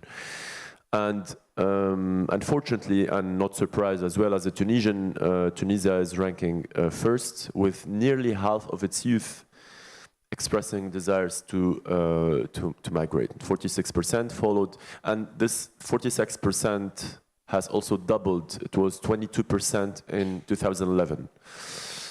Followed by Jordan, also nearly the half of the youth, 42%, followed by Lebanon and Morocco, and so on and so forth. The Arab Barometer delved into the motives behind these migration desires and found that economic dissatisfaction was a major driver behind immigration within this population of youth in the MENA region. Jordan ranking first, 90%. 90% of its youth expressed economic dissatisfaction, followed by Tunisia, 89%, Lebanon, and Mauritania and Morocco. Which bring us as well to the third and final major problem, which is brain drain. As you can imagine, our countries are suffering from it. As a Tunisian, this has been very spoken about lately these last months, because some surveys were released. But the Arab Barometer, at least, showed that younger MENA citizens, this is very surprising, that the younger MENA regions and those who have college education are more likely to consider migration. So you can think with me of how this constant draining of human capital, capabilities, skills, engineers, doctors, all willing to flee their nations and contribute more, unfortunately, to economies in the north. Put aside, of course, the right to free movement, which is also something we defend. But if we put that aside, I think in the future, and this could be one of the first recommendations, and I will stop here, is to how to work together regionally in the Arab zone into transforming and converting our Arab nations into pull countries instead of push countries. Same recommendation could also go to Arab League, creating more spaces and regional cooperations to create cross-border opportunities, which could reduce the need to external migration. And as for Tunisia, my home country, not going so much into detail, but one of the recommendations is implementing fair land distribution policies and facilitating access to land for young entrepreneurs, particularly in agriculture and small enterprises.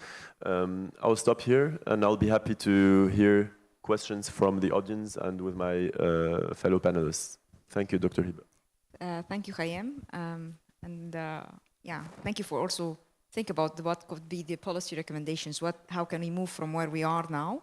That's very important. Let's end this round with Nilofer. So yeah, please give us what could be the needed actions. Can I have the slide, please? I think it's the last one. The last pack of slides.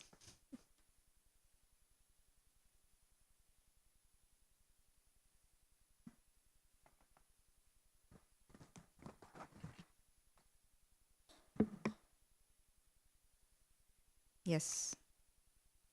Yeah. Thank you. Thank you.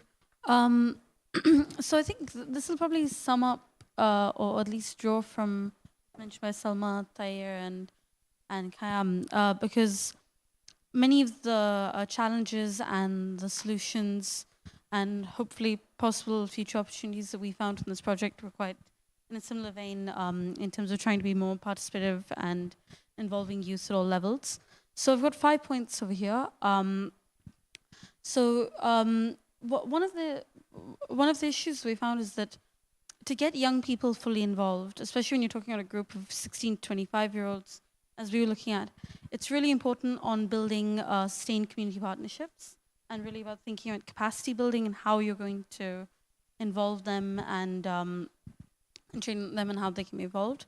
Another way is to think about really that you're dealing with youth not just as one category, but they're very diverse. There's different intersectional experiences, and it's quite sensitive, and you need to think about how you're going to be culturally and context sensitive.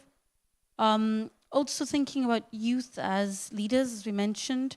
So for example, when we held Model UN, letting them or us lead the sessions and the debates and try and lead the agenda could be very helpful because you find a lot of innovative solutions to challenges, including housing, land, and basic services.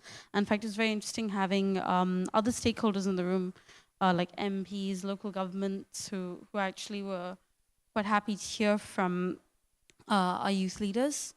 Also to think about how we can really get the voice of hard-to-reach groups in front and heard.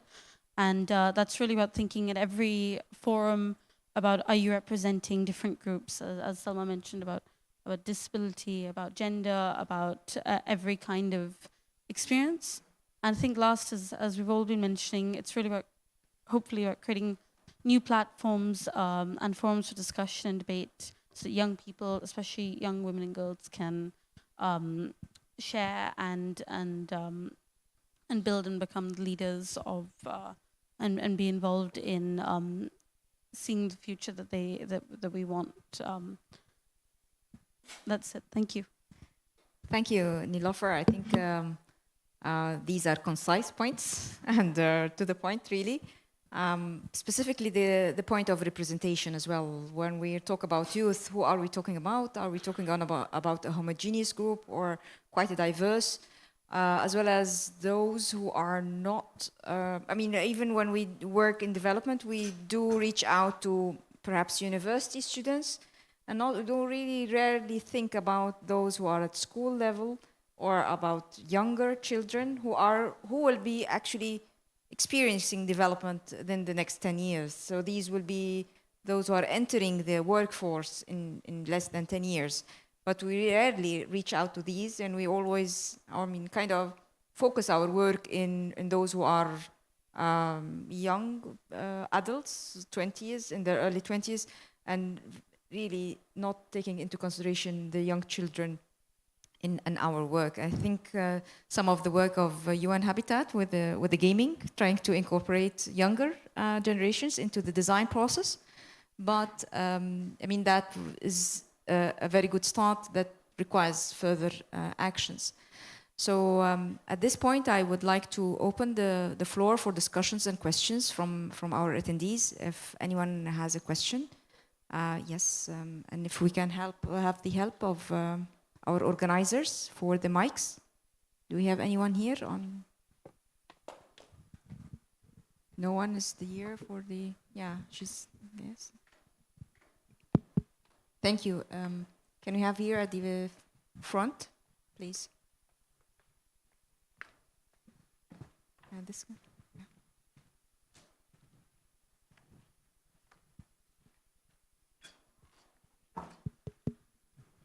Bismillah ar-Rahman ar-Rahim. In the name of Allah, I am from Iraq, Kurdish region. My question to Salma Khair, I'm not sure about. Many youth and young people with their graduated with their different background in different areas.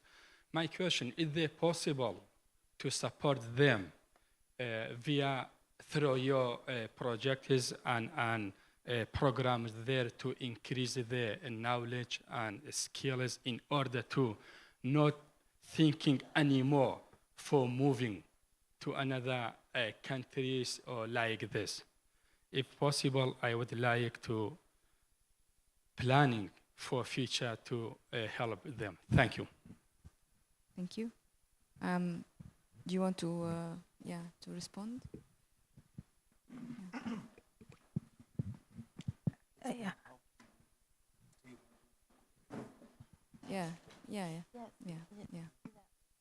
Is it working? Yeah, it's working.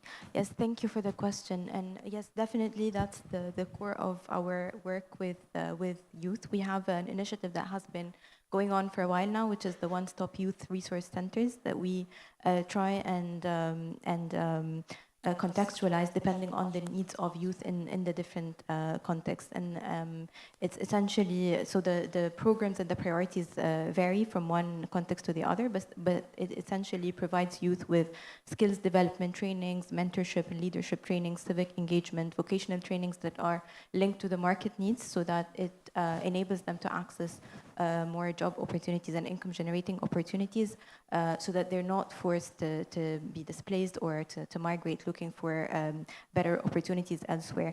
And for that, we work really closely with local governments so that we ensure that they would be in support of the initiatives. They actually allocate the land that is used for establishing the centers. And we also work with them on establishing steering committees that include youth for the management of the centers, and we provide them with capacity building so that youth are part of the maintenance and the management of the center. So we ensure that it's always inclusive and receptive to their priorities. So that's an area we're working on, and we're looking forward to expand in different countries. So yes, there's definitely room for collaboration on that. Thank you, Salma. Thayer, do you want anyone? It's working. Test, yes. Thank you, sir, for your question. I wish I was part of an organism that is running projects and provide aid to youth. I'm not, but the fact is I'm part of the civil society. I can tell you that in Tunisia, the end of the tunnel that the youths have seen after 2011, after the Arab Spring, and the newcomers to the Tunisian economy is civil society as a provider of jobs. It has flourished after 2011, but unfortunately, I also come from a country that did demonstrations and took the streets for the exact same slogans as in your region, Kurdistan, which is labor, as I said, unemployment, labor, dignity and freedom. Almost 12 years after the economic issues have not entirely been resolved in my country. We have made great achievements on the political level in terms of institutions, fair elections, more space to the civic activism. And despite all the setbacks that we are living today, we have not dedicated the same amount of interest to the economics. So we made a great achievement in politics, but despite the setbacks and on the economic level, the unemployment problem hasn't been resolved. The emigration figures have skyrocketed. So I think I'm not very knowledgeable about the civil society scheme and landscape in Kurdistan, but I can imagine that I hope there are cross programs of mentoring, of lessons learned, of sharing experiences with compared countries. But I can tell you that I hope civil society is not only a vector of activism, but in Tunisia it is as well one of the sources of jobs. It is employing many, many youth. And I can tell you from personal experiences that many young Tunisians stayed in Tunisia because they didn't find employment in the corporate world, but they found it in the civil society and with all its forms, working on good governance or development, economic development, or on individual freedoms. So I think probably Kurdistan could push towards that direction. Thank you. I hope I answered. Another question, because of the time, we can take 3 more questions. Any questions? Right. Yes, please. Yeah.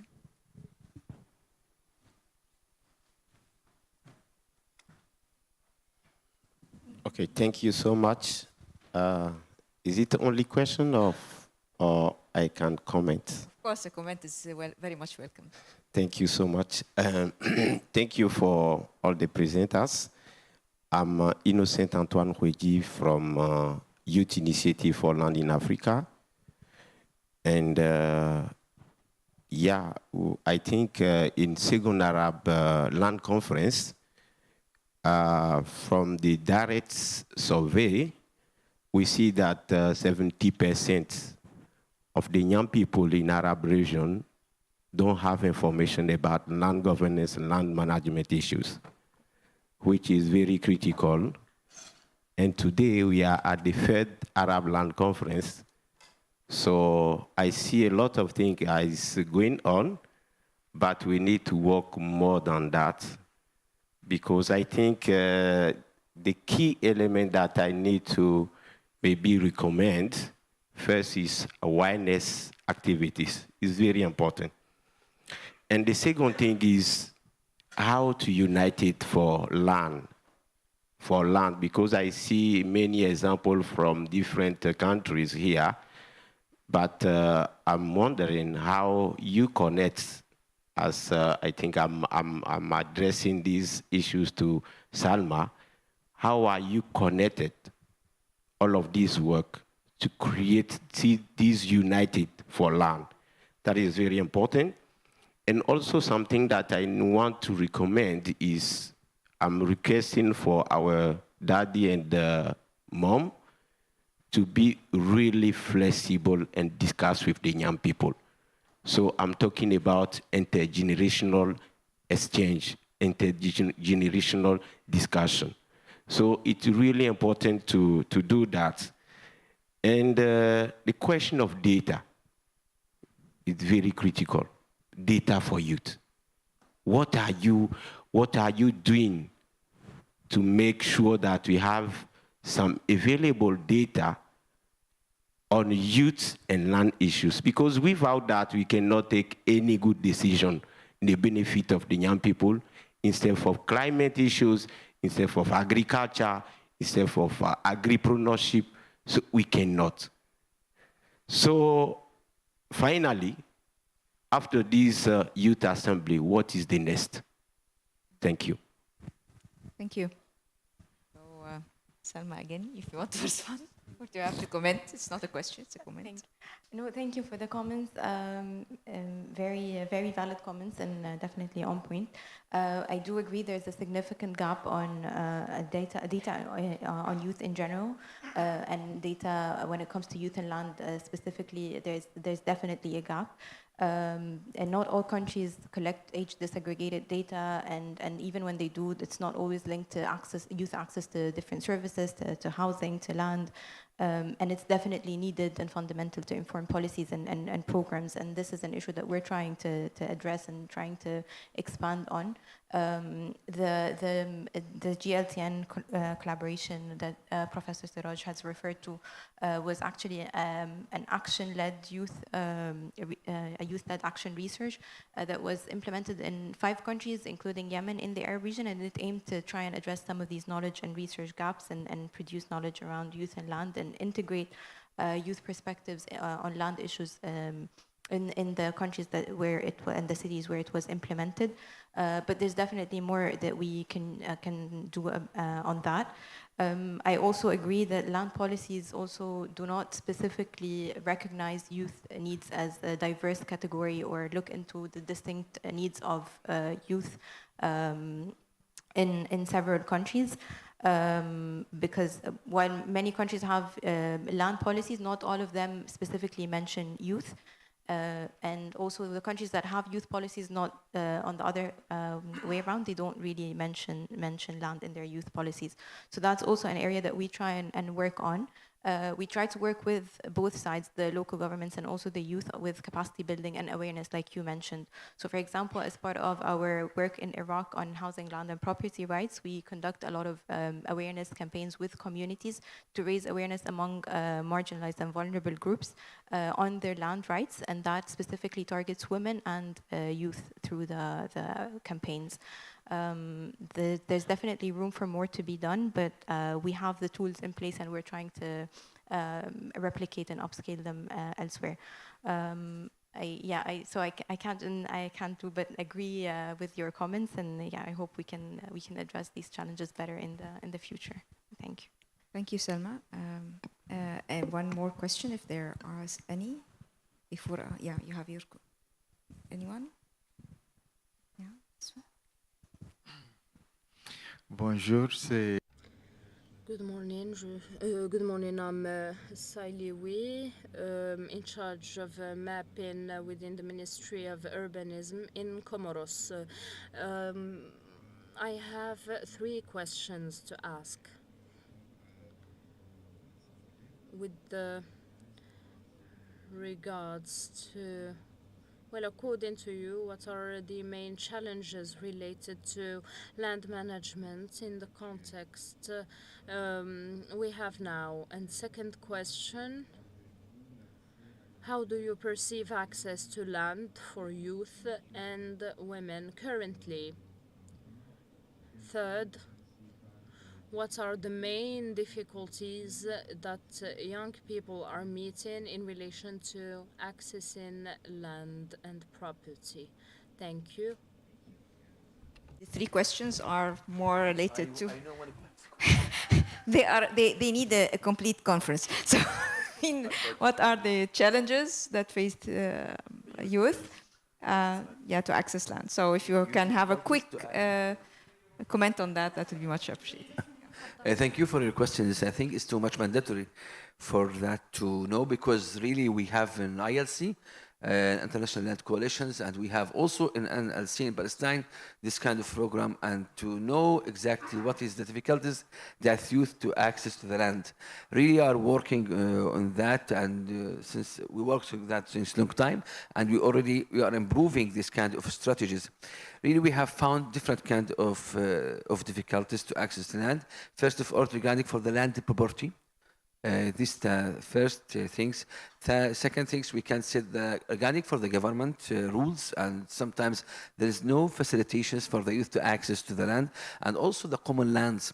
Common lands, we have something big difficult and problem in front of the youth in the world. The common lands till now, and there is no or some states we can say for EMINA what I'm saying about them. Some states there's, for example, land regulations or regarding for the rules of the land to diversify the common lands between the families, but till now this kind of laws is not active, and that is all these kind of difficulties, all these kind of challenges could not let the youth to access to the land. But we try to do, for example, doing the landex issue to know the lands, and we are working to work now in inheritance issue in order to let the land to be back to the rights to its owner. And also there is other many challenges, like for example regarding for the private sectors issue and its intervention. Sometimes they are creating companies, creating different things, and there is many challenges that the youth are facing not to access to the land. But we try to eliminate this kind of difficulties and these problems through, for example, doing this mandatory. If you can go to ILC website and to see about the landex issue. land issue we are trying to do for different countries in order to solve the issue of, for example, the common lands. Thank you very much. Thank you. I think it's time to have our closing remarks by Professor Said. So.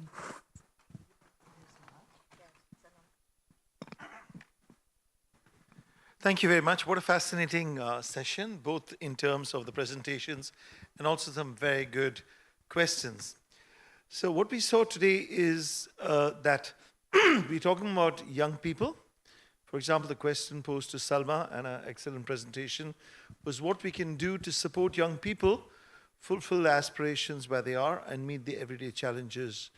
And then we moved on to talking about the urban crisis of today, whether it be conflict, whether it be health issues, whether it be climate change. And then we moved on to what happens when things spiral out of control and young people are forced to flee. So then we had, of course, the whole migration and challenges involved in accessing land in these times. And then we ended up with the last speaker who was talking about what happens to migrant communities, Arab migrant young communities in parts of Europe itself. So it's a complete cycle that goes on. And that's what is challenging about young people, not only that they're diverse, but multiple contexts, intervening, which makes things very complex. Now, young people try to use a variety of coping mechanisms. Some of them are their own, but certainly within their families, within the communities, within institutions, and finally through dialogues with multiple partners, whether the private sector or whether it be governments and so on and so forth.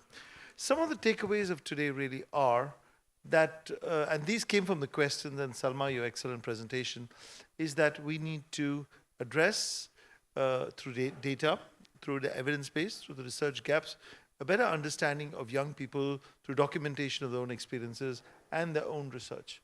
And I think we're moving in the right direction, and particularly in the very difficult area of participative land governance, whether you talk about in terms of whether it be inheritance or whether you talk about public spaces, there are dozens of them that need to be really updated, informed, etc. For me, and in the session that we're having just after this, which is on youth cultural resilience, we're talking about, first of all, understanding the frameworks that exist. So, for example, the great work that UN Habitat does, and of course in the new strategic plan, it's all about understanding what are the standards that exist and what are the mechanisms that are available. And these are at a more sort of formal level.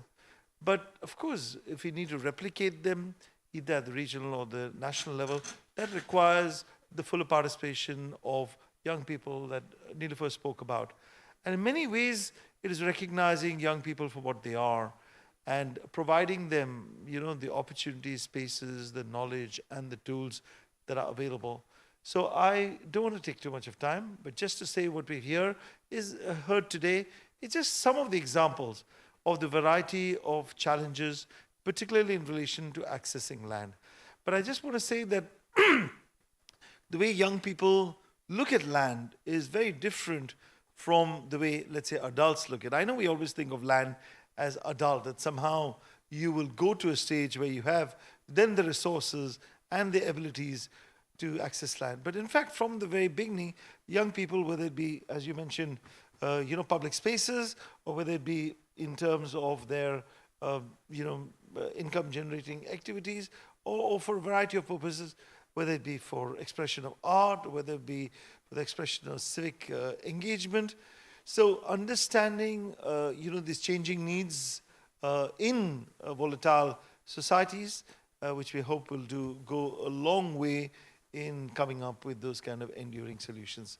And just finally, what we've learned, and especially from ILC, is that not only do conferences such as this, but governments need to have, as Salma pointed out, clear policies which link and understand, youth and land in a variety of contexts, whether we're talking about land governance itself, being able to listen and take into consideration young people. It is also allowing the young people to express themselves. So maybe I'll just end up by saying that creating opportunities is one thing, removing the obstacles to another. So it's a very hopeful and a very positive sign from here. And once again, can I just thank the organizers Arab Land Initiative, University of East London, Cairo University, ILC, as well as FIG, and all of you to have come over here and created a lot of ideas to take back. We don't have all the answers yet, but questions to take back. Thank you once again, Heba. You've been a great host, and I think we've learned a lot. Thank you. Thank you, Professor Siraj. I think we can end on this note that, yes, including youth in the discussion, in the design of projects, in the policies, people who are working in participation, they know this famous ladder of participation, and whether it is tokenism or whether it is actual partnership and control or delegated powers and so forth. So we might be at the lower levels of the ladder, trying to bring in youth more into the discussion. But who are the youth? Who are represent these diverse groups of youth? What kind of involvement are they having in the process? And then also, what kind of powers do they have? Or do we allow them? Or do we empower them? Or do we engage them to be able to shape how the decisions are made? And then we can really say that we have a real partnership with youth in terms of land governance. A lot of things to be done, definitely, but I think the process is moving, and with all the stakeholders that we have today, I think we might be starting the right track. So hopefully we end on a positive note, and thank you very much for being here, and thank you also all for holding up with us. Thank you.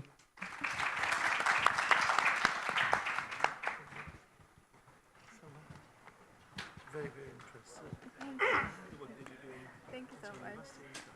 Yes, definitely. I'd love to. Yeah. I wish. I haven't been there since I was there for my graduation.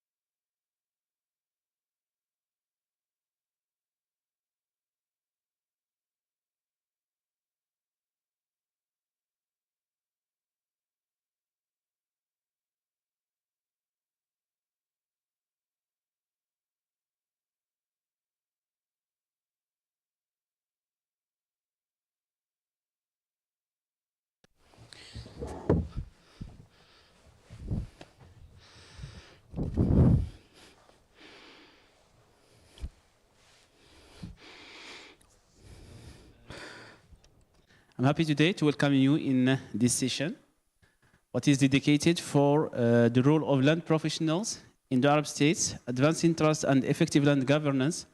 It is a session organized by FIG and other organizers. So in this session, we will have many presentations, but that aim to explain what is the importance of land professionals in the Arab region and how they can participate in enhancing issues related to land administration and land governance. So the session emphasizes the importance of forestry trust and accountability among these groups as the foundation of effective land administration. So we are happy to welcome in Mrs. Dr. Diana Dumashi. She is the president of International Federation of Surveyors. She will speak about the importance of FIG in the Arab region and how FIG works to strengthen the capacities and also to make, to facilitate the land administration, land governance through professional implication. And also, we welcome Professor Jamal Qulaydan from Libya. He is a professor of geomatics and land survey in Trablus University. And he will speak about the importance of organizations, professional organizations in the region, and how they can participate on reinforcing capacity and capacity building. So professionals, they can have their whole role in developing land administration approaches and also techniques. We have also Dr. Rafiq Khouri. He is a special economic and social specialist in land administration. He represents Arab Union of Surveyors, and he will give us an overview of what must be done to reinforce the role and the position of the professionals in the domain of land administration and land governance. So after presentations, we will have a discussion and exchange knowledge and expertise between our speakers and audience. So feel free after to ask to participate in the discussion. So I will start with Professor Dr. Diana Dumashi. She will present us FIG. The floor is yours, Doctor. Thank you.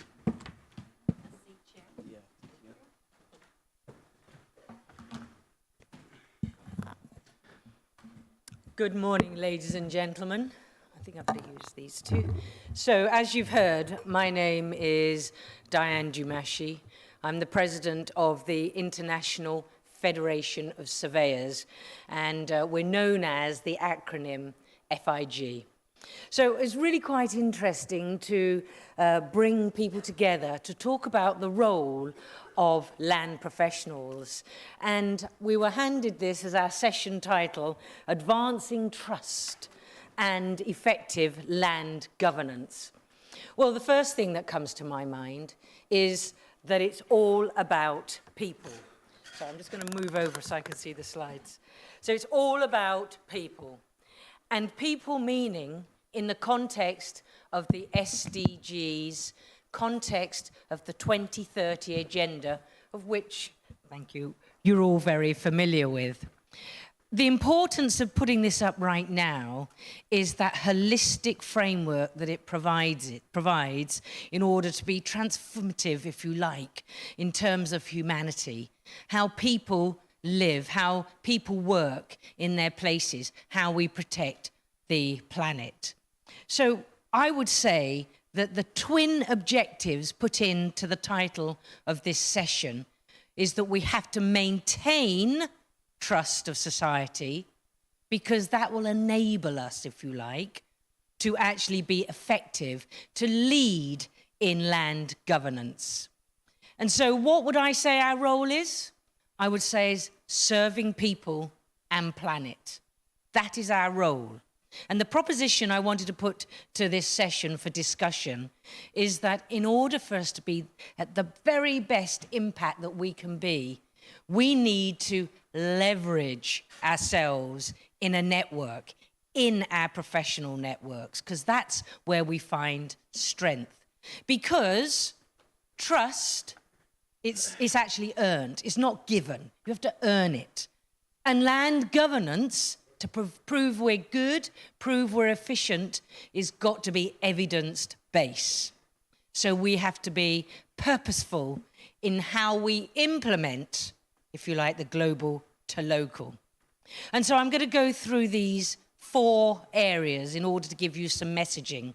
I'm going to talk a little bit about FIG as a network and how we then leverage our knowledge. And then thirdly, I'm going to get back down to the regions because they're really important in terms of impact. And then I'm going to talk about, finally, how we build that trust and how we shape that future. So FIG, who are we? Well, we're a global federation of members, mostly national associations. And I'm pleased to say here in the MENA region, we've got Morocco as a member association, Lebanon, Algeria, Saudi Arabia, and Jordan. We have some academic universities, and we also have corporate members. So this federation is at least 110. I'm sorry, we have to put 110 plus because membership does differ from year to year, but it's about 110 to 120.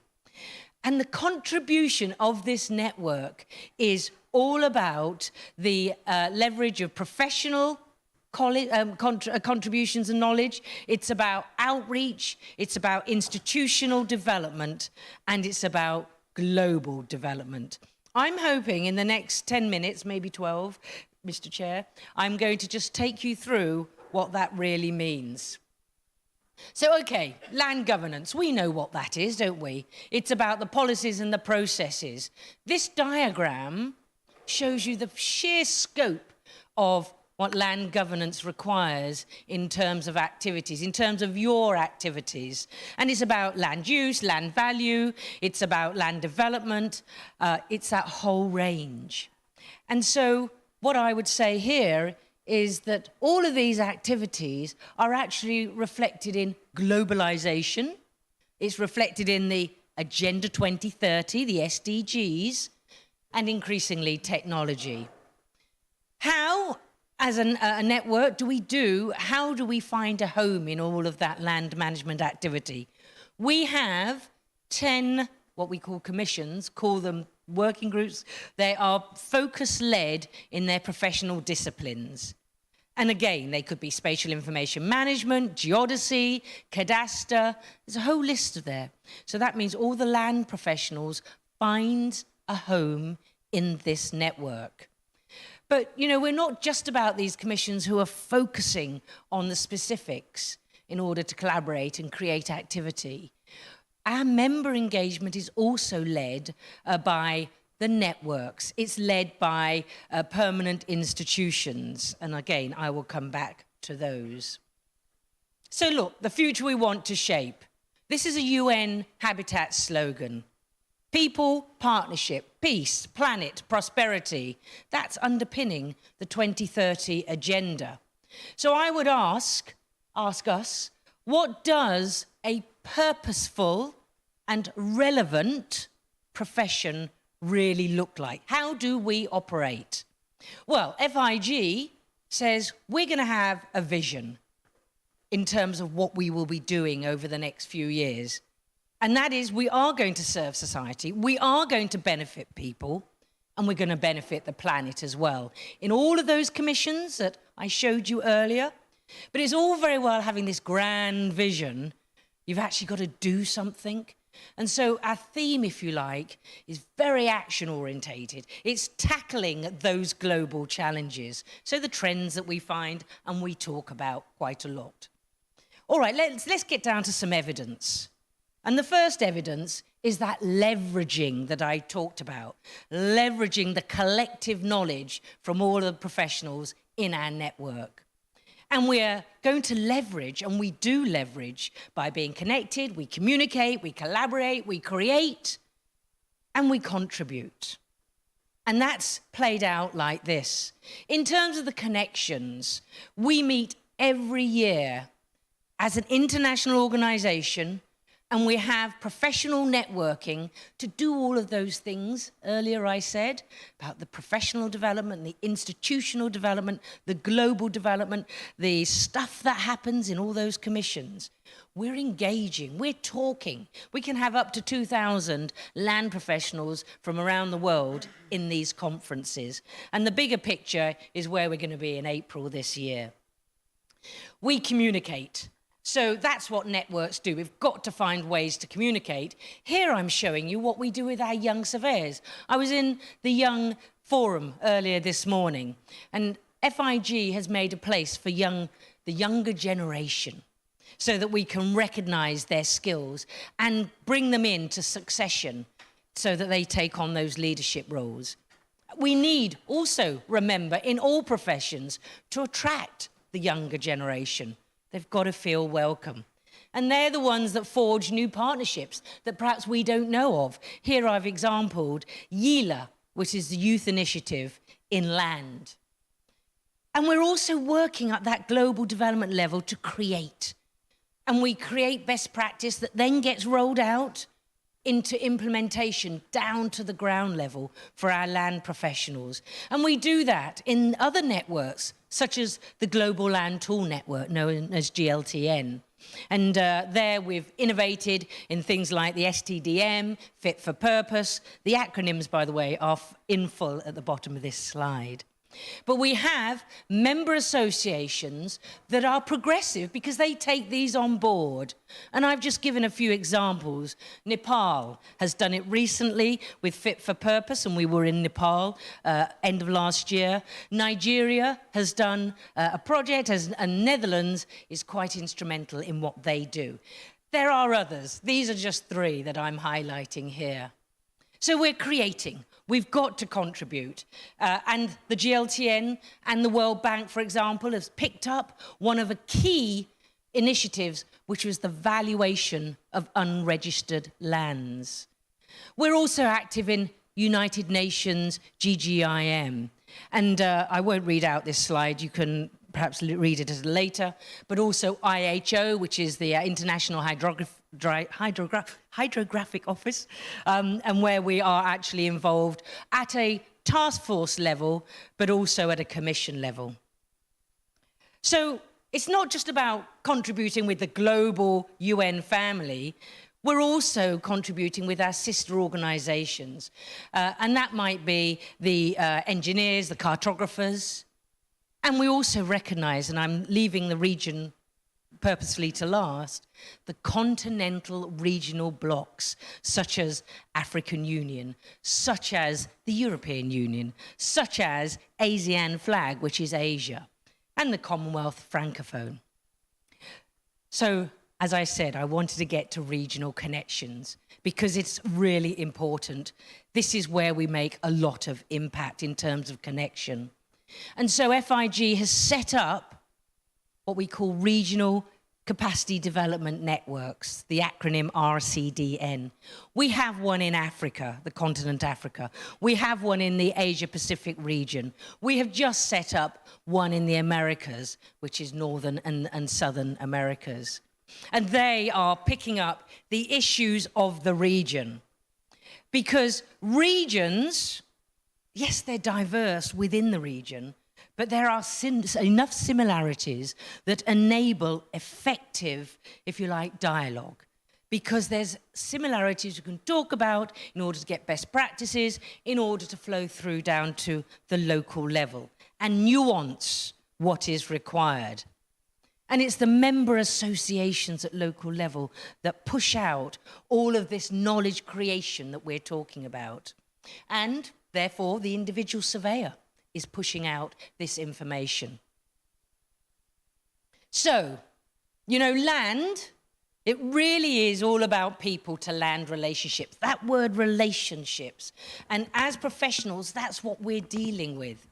And I would say that The regional issues that I've said are being nuanced at the local level, but here, and I'm hearing this, I've heard this for the last 2 days, the issues in the Arab region of the rapid population growth and urbanization, some environmental degradation. And we know that climate change has a disproportionate impact on the vulnerable areas. So we do need to think from the tenure security angle how to incorporate that sustainable land management regime that I showed you earlier, which feeds back up into land governance. And now land governance has got to be climate responsive. So outreach to the MENA region. You know, as I said, and I hope you're getting the flavour, FIG is really driven by the people, the members within it, and their engagement. And it's so, you know, I'm really pleased we're in Morocco now because ONGIT is a member association of FIG and held one of those conferences in 2011. That's when we were all here in Marrakesh. Not here, but not Rabat, Marrakesh. GLTN, another big network I mentioned earlier, and I'm pleased Rafiq and I are sharing this stage because we co-chair the professional cluster in that network in order to do and improve land governance, tenure security, to gain insights. But what I would like to just flag, we are mindful of the gap. We're not working sufficiently with the Arab land professionals. We could do much more. I would love to see many more of these countries represented in FIG as member associations. So I'm now coming to my final couple of slides and the messaging about building that trust, because what we do is really meaningful, it's really important, and if we want to shape the future, we have to have that trust because it is all about people. And if we want to be relevant to those people, we have to tell them, we have to demonstrate, we have to be evidence-based that, you know, we are there for their benefit. We can bridge the gap between the high-level governance, land governance, policy making, right down to what it means to you, me, and everyone else on the ground. And that we are therefore trusted. Very, very important, because we're not going to get anywhere without trust. And so I would say if we want to lead and contribute to sustainable development, I would like to think in the Arab regional area, be resilient by being inspiring and improve on all the things I've been talking about, because together in a region and then in the global area too, global context, we are stronger for sure. And I think we can really make a difference, both to the politicians and the policy level and to the communities who live and work on this planet. So shaping the future, it's our professional imperative that we carry on our deliberations that we're starting now, and we keep on talking about them. We have to think widely, we have to think deeply. We have to improve on what we do. We have to be more techno-smart in what we do. We've got to keep up with the times and be fit for that purpose, because it's critical that we do inspire and be innovative. So above all, I would say we need to bridge from that policy to practice to people. And that will come through trust, and it comes through understanding global to local and leveraging what we do in partnerships and at the regional level. Thank you. Thank you very much, Dr. Diana, for respecting time and also for your presentation. So, Dr. Diana gives us an important overview of what FIG is doing now over the world, and she highlights that the cooperation in Arab region needs more networking and also needs to be reinforced, and more engagement has to be done. So I will give the floor to Dr. Jamal from Libya. He was also president of Surveying Authority in Libya, and he works for the Curtin. He will talk about the importance of regional organizations in reinforcing capacity building of land professionals. Dr. Jamal, you have some 10 minutes to make your presentation. Dr. Jamal will present in Arabic, so I invite you to use the traduction gadgets. Thank you.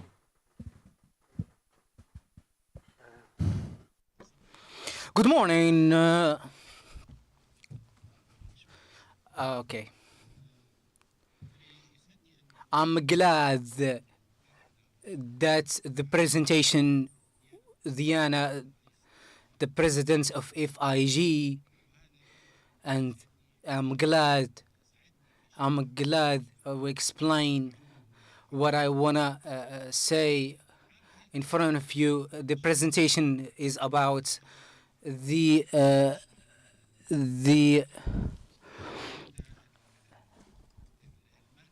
center was established in 1998. It's about 35 years, and is specialized in techniques of geographical and mechanical geography, and it talks about Libya, Tunis, Morocco, Algeria, Mauritania, Egypt, and Sudan. And the purpose of this center is precise, aiding the members in this field, and exchanging knowledge and information, as well as opening projects. The center take and steps to work and alleviating performance and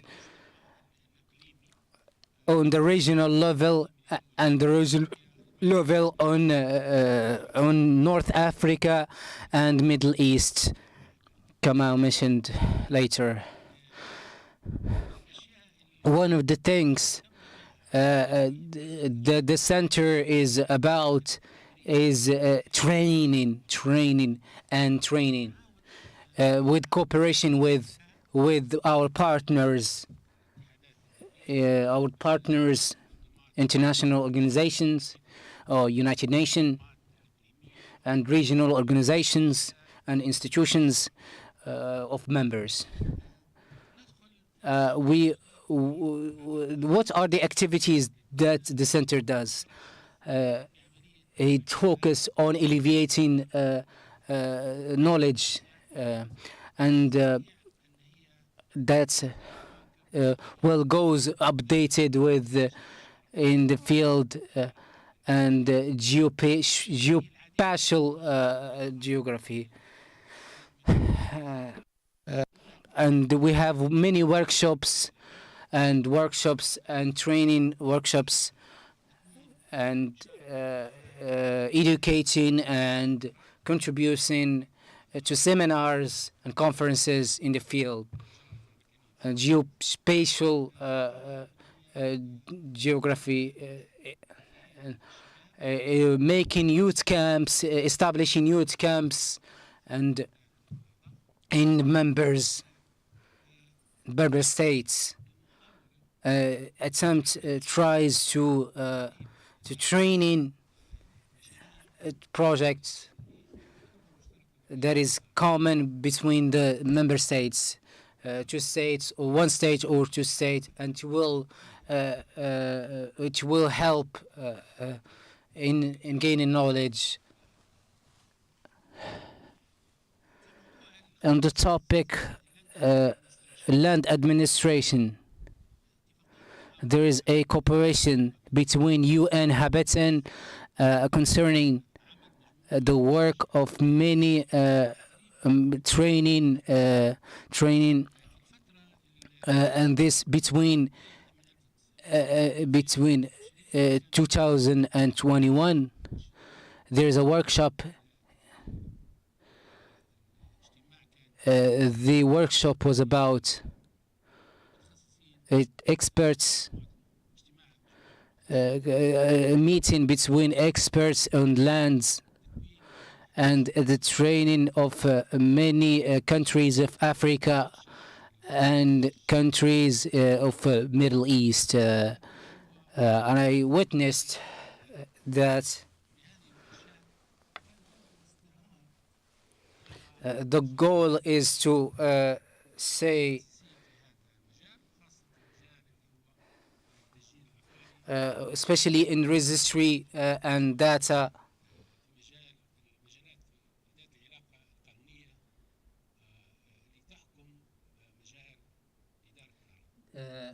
on the field of land. There is a span. There is a training in Egypt on the beginning in February 2021, 22, and it's important. And there were a lot of trainees from practical point. Let's see the number. The purpose of it to utilize the tools, and a mechanism. Give it an image of about the brochures. It's also a training. Train the trainees on utilizing these tools in the field of UAGs and ODK and data collecting and utilizing photos, satellite, and analyze it and extracting data.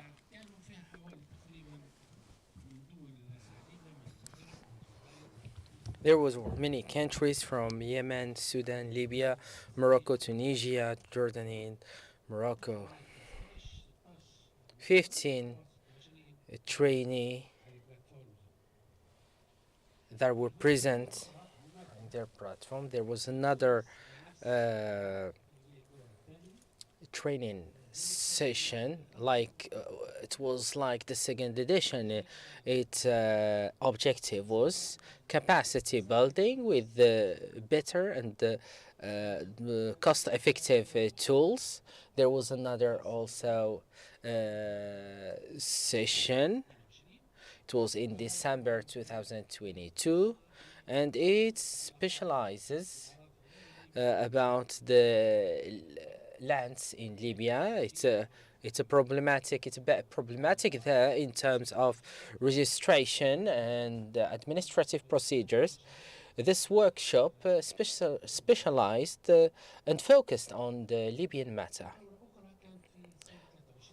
In another training session was also in December with different in 2023 and used the different tools, relied on different tools like drones. Also to give the idea that the center help the member state to capacity buildings and in terms of land management, and also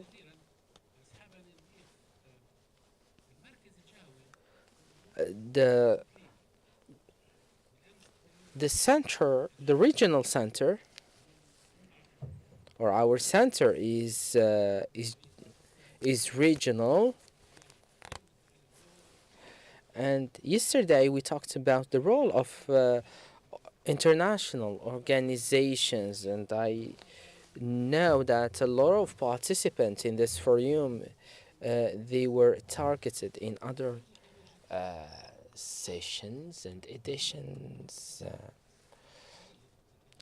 Well, but there is a big role that the local organization is playing on locally, plus the NGOs and international organizations like UN Habitat and FIG and In addition to the other regional commissions, we are very happy to exist and to participate.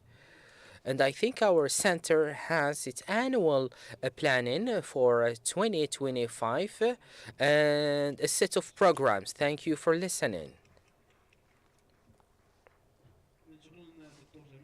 Thank you, Dr. Jamal, for your intervention and for respecting the time. Dr. Jamal talked about the roles done by the observatory or the regional center in North Africa in terms of capacity buildings, workshops, and expert meetings. And also, he showed how many workshops were organized, gathering many experts and stakeholders in terms of land management and adopting new approaches in terms of land management and the use of lands. And here we go, and we see the role of these institutions and centers in the Arab region in terms of spreading not only awareness but also techniques and new approaches. Thank you, Mr. Jamal. We move now to the next speaker, Dr. Rafiq Khouri, who is going to speak about the importance of promoting communication and cooperation between professionals in the Arab world. You have the floor. Representative of Arab Union of Surveyors. Thank you very much. Greetings to the participants. Thank you for being here and participating with us. So, first of all, before talking about recommendations, I would like to show you some charts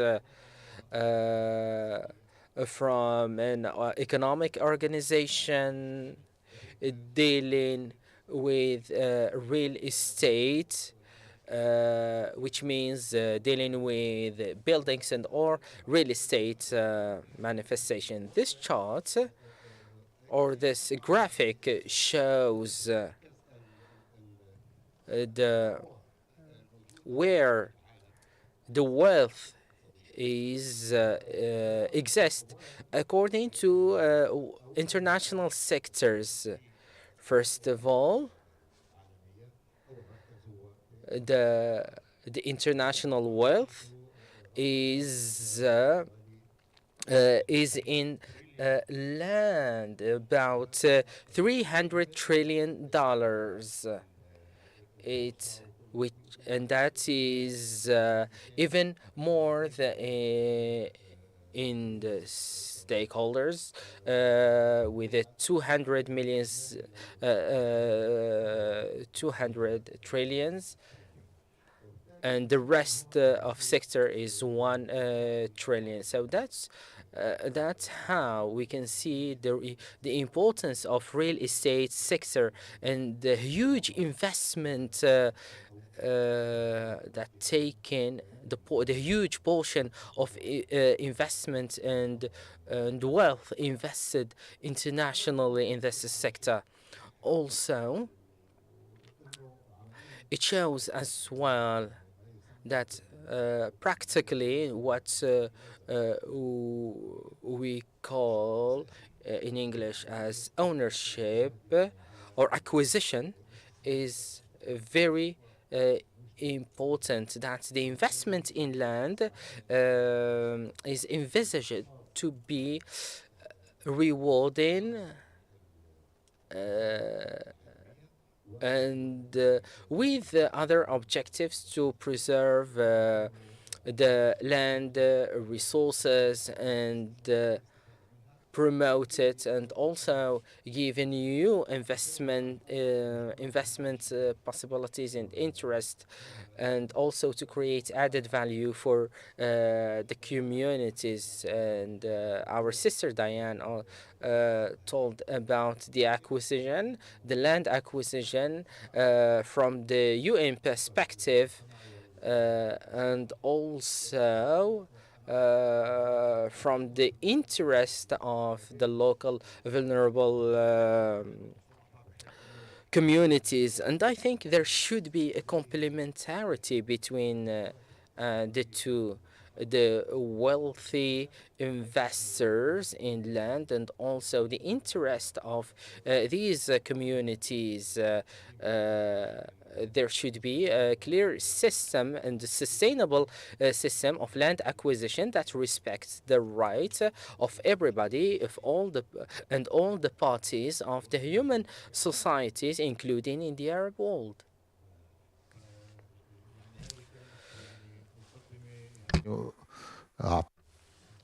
So that was just an introduction. I hope it was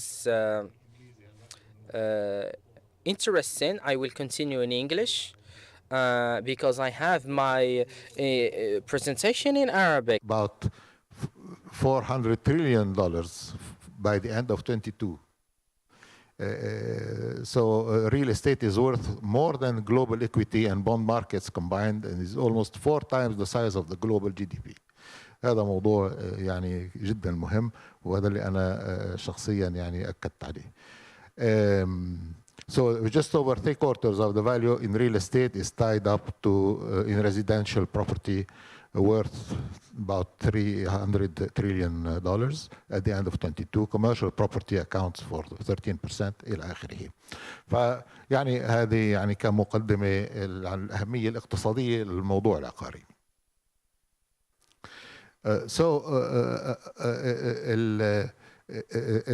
السكن يعني هو حق أيضا، مش بس يعني سلعة، وبالتالي يعني من هون لابد يعني من التعامل مع الموضوع كسلعة وكخدمة للمجتمع البشري، وهذا شيء في منتهى الأهمية بالنسبة لجميع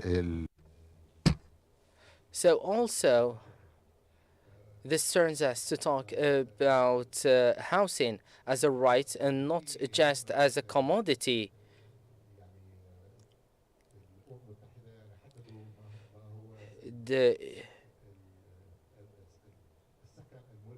The UN described the decent housing that's sought by the right of acquisition and ownership with no risks related, with no alienation or forced immigration or insecurity to continue or risk of stability. A right of housing that should be sustainable, not with the risk that the roof will collapse over his head one day. Also with related services.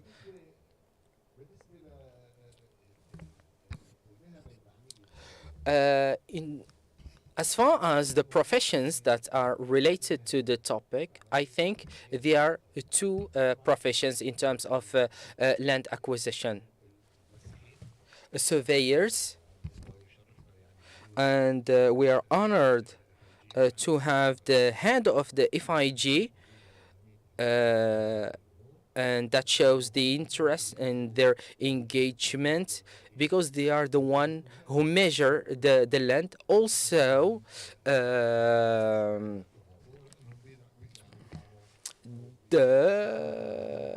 the officers and the officers of registration from legal background, because they deal with this the legal aspects and ownership and supporting the rights of owners or of social categories who suffer in some societies, like when it comes to women and youth or people with health problems.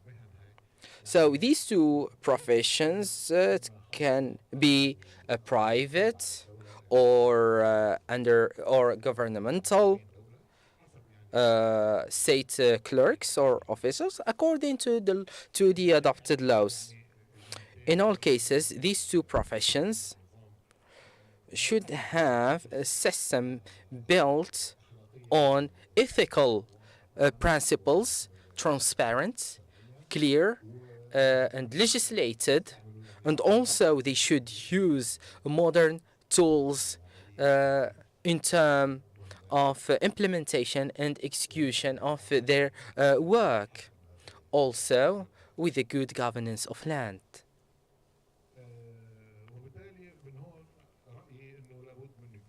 So, from my opinion, there should be a national professional organization to start building confidence, as the president of, Madam the President of FIG mentioned, with a certain level of expertise, of capacity building, of culture, of university level, and also to help professionals new experiences by organizing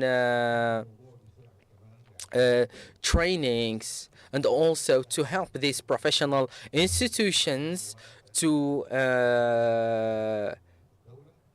negotiate, to advocate with the state, and to deal with complaints, and to solve problems if there are any. So this topic starts now to take also an economic dimension as a profession that should be secured and also organized and protected. In addition to that, there is also an importance to international conferences and meetings and forums, and also participating in FIG meetings, which is really an opportunity to get informations and justification, and to know how to deal with international organizations and organize cooperation professionally on an international level, so that can promote these professions and can make it more efficient as expected by the society. In addition to that, 2 more minutes, just 2 more minutes. So also the Arab Union of Surveyors also should play its role on a regional level. But unfortunately, in the last conference of FIG in Ghana, there was very few presence of Arabs, just by Morocco and Saudi Arabia. And apparently that is due to the weak national organizations, and also some financial and political problems. Even for the Arab Union surveyors, there has been several years that it was not convened and gathered. So the recommendations we should we should promote the role and the level of the national organizations, raise also the level of the coordination with authorities, and all this should be institutional. Institutions talking with authorities and decision makers to organize the sector, and also participating in international conferences. It's very enriching and should be also adopted. And one of the policies, the last thing is, these are some figures from the World Bank. The World Bank before used to publish indicators about land administration, and according to the quality of land registration in the countries of the world. I gathered here the Arab countries, and we see here that there is a group like Qatar, Jordania, and Emirates are in a good category, but also Morocco. But we have a long group in the right. They only have not even a half of the rate or the indicator. It starts by Saudi Arabia and finishes by Sudan. So we can see here the efforts that should be deployed to increase the performance in the sectors, and the contribution by all the stakeholders should be considered. Thank you very much. Thank you, sir. Thank you, Dr. Rafiq, for your presentation. Dr. Rafiq tackled the importance of the real estate sector in the international economy in general, and also the importance of housing as a right for citizens, as basic rights for citizens. Also showed and talked about the importance of professionals in the field like surveyors and officers on registrations. Also, the efforts that should be deployed in this profession in the Arab state, and the importance of a regional national cooperation between Arab states, and also to strengthen the role of the Union, of the Arab Union of Surveyors. And he showed also that we can benefit from what existing already with FIG, and how we can reinforce the cooperation and revive the role of surveyors in the Arab world. I think all the interventions were all about the importance of creating partnerships. There are competitions, but we should consolidate the cooperation between them so the professionals can have a better role in terms of governing well the land sector. So now we give the floor to the audience to give them the opportunity to ask questions, to do the discussions, and also to see how we can reach very good and beneficial partnerships and involve professionals in this sector. We take the questions, and then we get to the answers. Are there any questions here? We open the list now.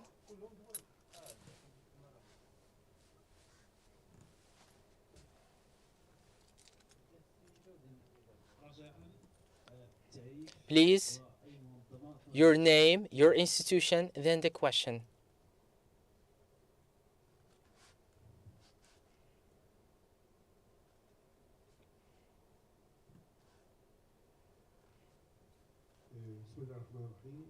In the name of Allah, Muhandis Kuda from Egyptian service.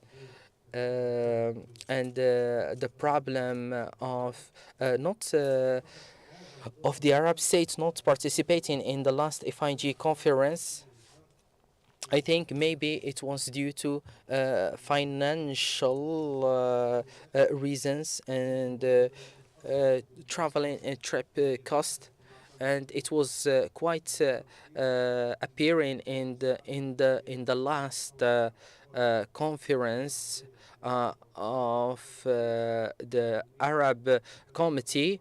The conference days were diminished to only 2 days. So I think it's because of financial reasons. And I think there should be support and foreign support that can finance the ones that cannot afford for the participation, so we can keep the partnership and the collaboration between all the Arab states. شكرا أستاذ طارق على سؤالكم.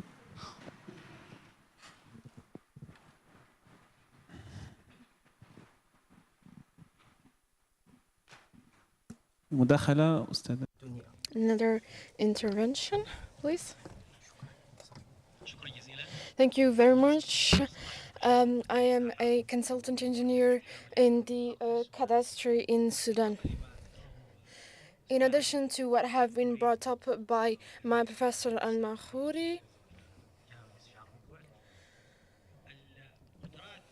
the capacities and building experts in land, it's related to the real need and the existing need. It's not only building capacities when it comes to knowledge and skills, but also the expert's ability to take it as a career and a profession. In a study done by our brother Rafiq in the UN Habitat, we found that many experts in the region lack the government supports to their work and the recognition of the state of what they are doing and their collaboration with them. And this, of course, without the rehabilitation.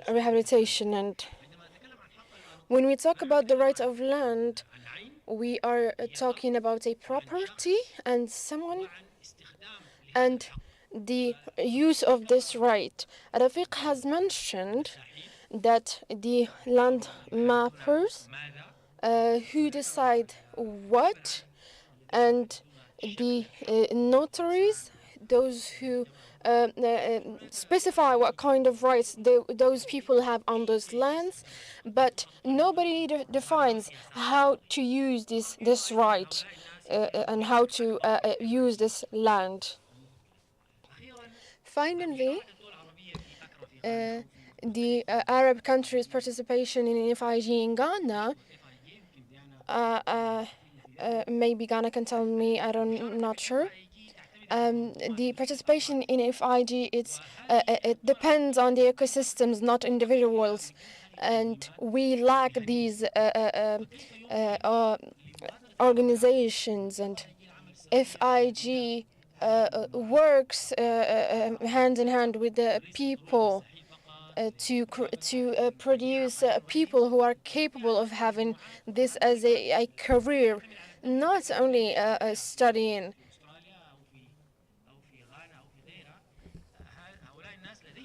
Those people have resources to share their expertise and fund people to have career such these. Thank you very much. Thank you.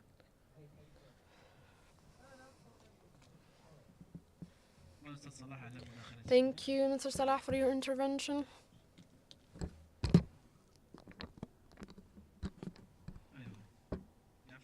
There is another question there. Please give her the mic. We will take 3 questions and then we'll answer them. Hello, everyone. Hello, everyone. I'm an engineer in Egypt from Egypt. I just want to comment about the part chart that appeared by the end about the quality of land administration. It has been, the date was in 21-22. Is there anything more recent than that? Because I'm asking, because in Egypt we have homeland projects that have reorganized the land management and land mapping and zoning. I think the date, I think the quality and the percentage is not fair, because there is many projects in land management in the last 2 years. And I want to know the percentage are shown based on what, on which informations.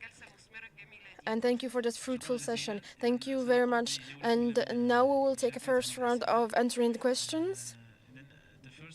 The first, Diane, they asked about the role of IEG financing and participation in many meetings organized by FEG.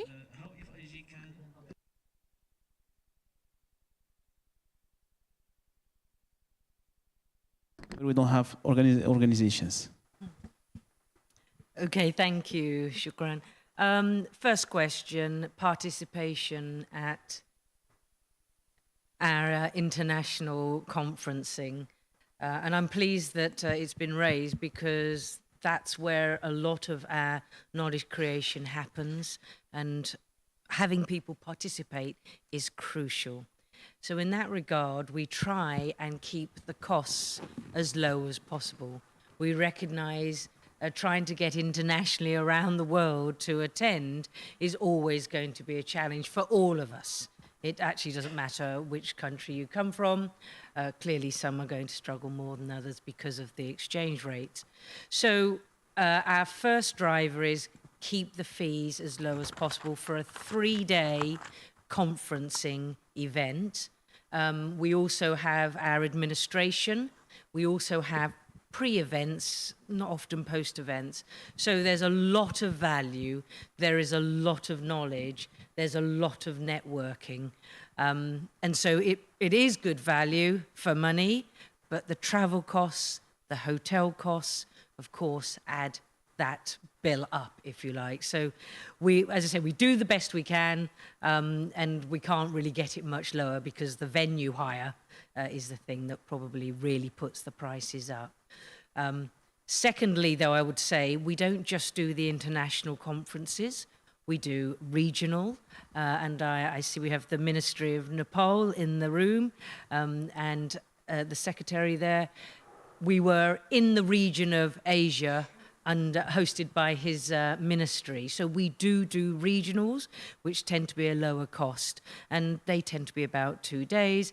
And then, and this is the important thing maybe, I saw a photograph that you put on your slide and saw the commission chair of Cadastre in Tunisia in December doing Fit for Purpose. That is one way to really engage the FIG communities by holding the commission meetings or something that's relevant to the commissions in your national country state. So that's something please take away and engage with me later, and I could put you in contact with the right topics. You also mentioned the second question was about national associations. I'd probably defer to Rafiq on this one and my colleagues to the left, but very briefly, we are a federation of all of those national associations. We do not set them up.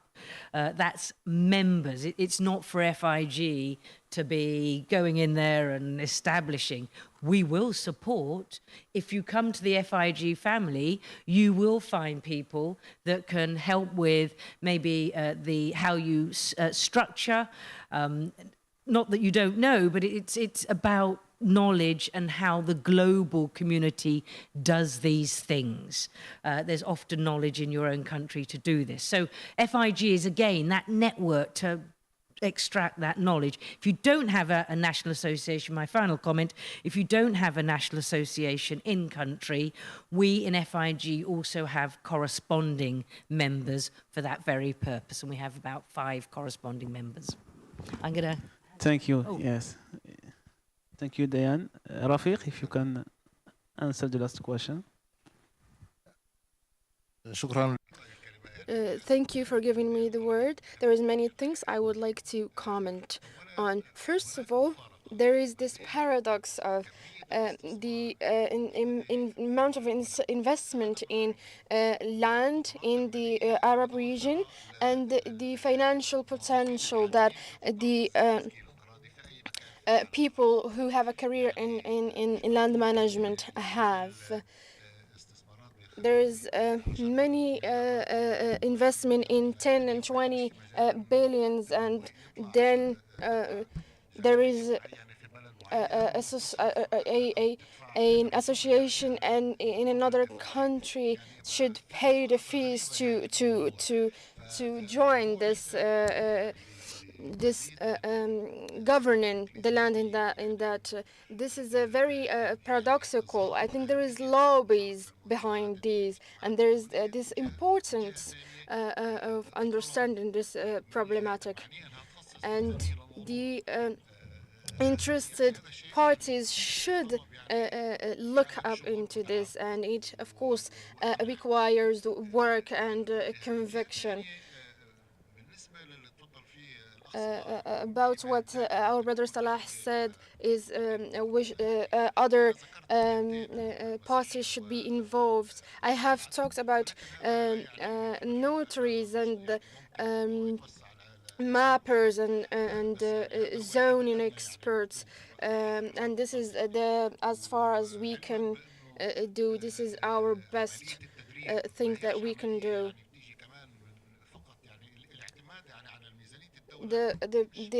Depending on the government and state's budget is not mandatory. We can also, if the engineer of, if the mapping engineer and surveys engineer has capacities and skills and a good reputation, he can, of course, too, raise the price. There is an economic aspect in this, and the auto efforts is also help external parties. The auto effort is what's crucial, and then we can see if there is international organizations, and we can see how can we improve this sector. First of all, we should have local efforts. Third, the graph about the World Bank. The World Bank has been investigating throughout 15 years to actually do a report, and it's an annual report. The last version in the World Bank, they stopped. Some countries protested against this, and that's why the project was cancelled. But I think this is a proof of there is a margin of improving what we already have and what must be improved. And the problematic is Kennedy said the question about American citizens. Instead of asking me about what the state can do for us, ask yourselves what can you offer and give to the country and state. First of all, we should question and auto-evaluate, and the external, and then we can see what the other countries and organizations can offer us.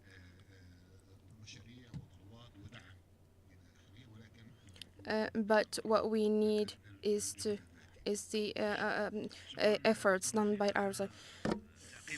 Thank you, Mr. Rafiq.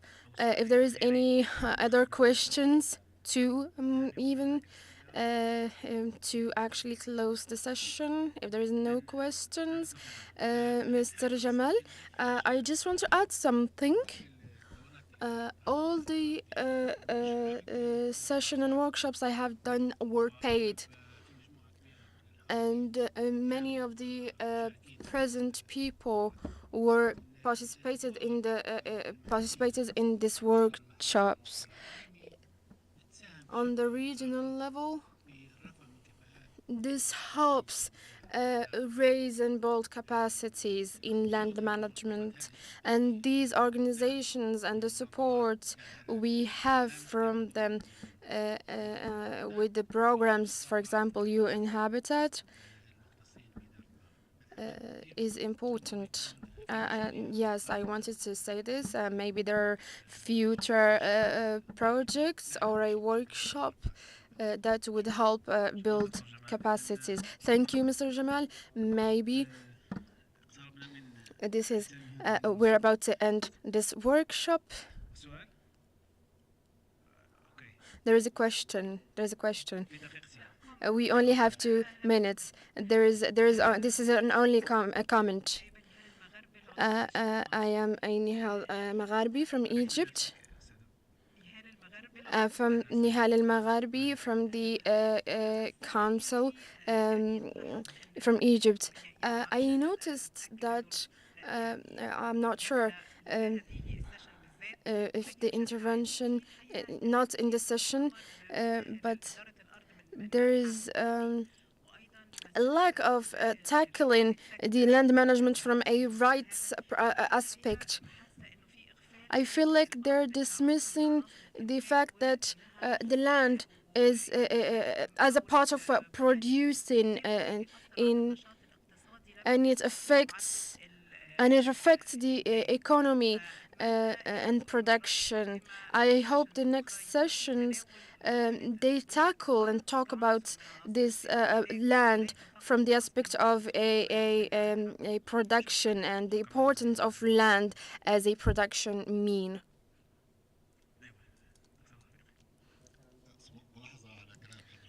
I want to answer what you said. Technically, we are in the United Nations context, and it's about development. Of course, to combat poverty and to raise and improve the well-being of humans. The right of land is of course tackling the rights, and the rights, of course, the rights can be anything: the right of living, the right of owning land, the right of using land. And of course, I agree with you. We should talk about the land as a mean of production, and it affects the economy, and is a very critical sector. And it's the importance of investing in land and properties in order to improve economy. And of course, we do not separate between the two, between the economic sector and the investing in land. These are two very important sectors that are intertwined and related. Thank you, Mr. Rafiq. This is the end of the session. Even though the discussions were fruitful and we would like to continue, I would like to remind you of the last outcomes of the sessions. The panelists have talked about the challenges that we face in land management, and the professionals face in the region face establishing entities that organize and manage this sector, and the problem of financing and funding that prevents participating in events on the international level. And this is, of course, a chance with all the partners from UN Habitat and LDN, etc., to contribute to actually make that happen. And one of the recommendations we will have is there must be a companion from IAG and to establish entities to reinforce the role of professionals for training, information, and to keep an update of all the news. Thank you. I thank the panelists. I thank the audience for their participation. And I thank you for your participation in this session, and have a great day. And I would like to conclude. Assalamu alaikum wa rahmatullahi wa barakatuh.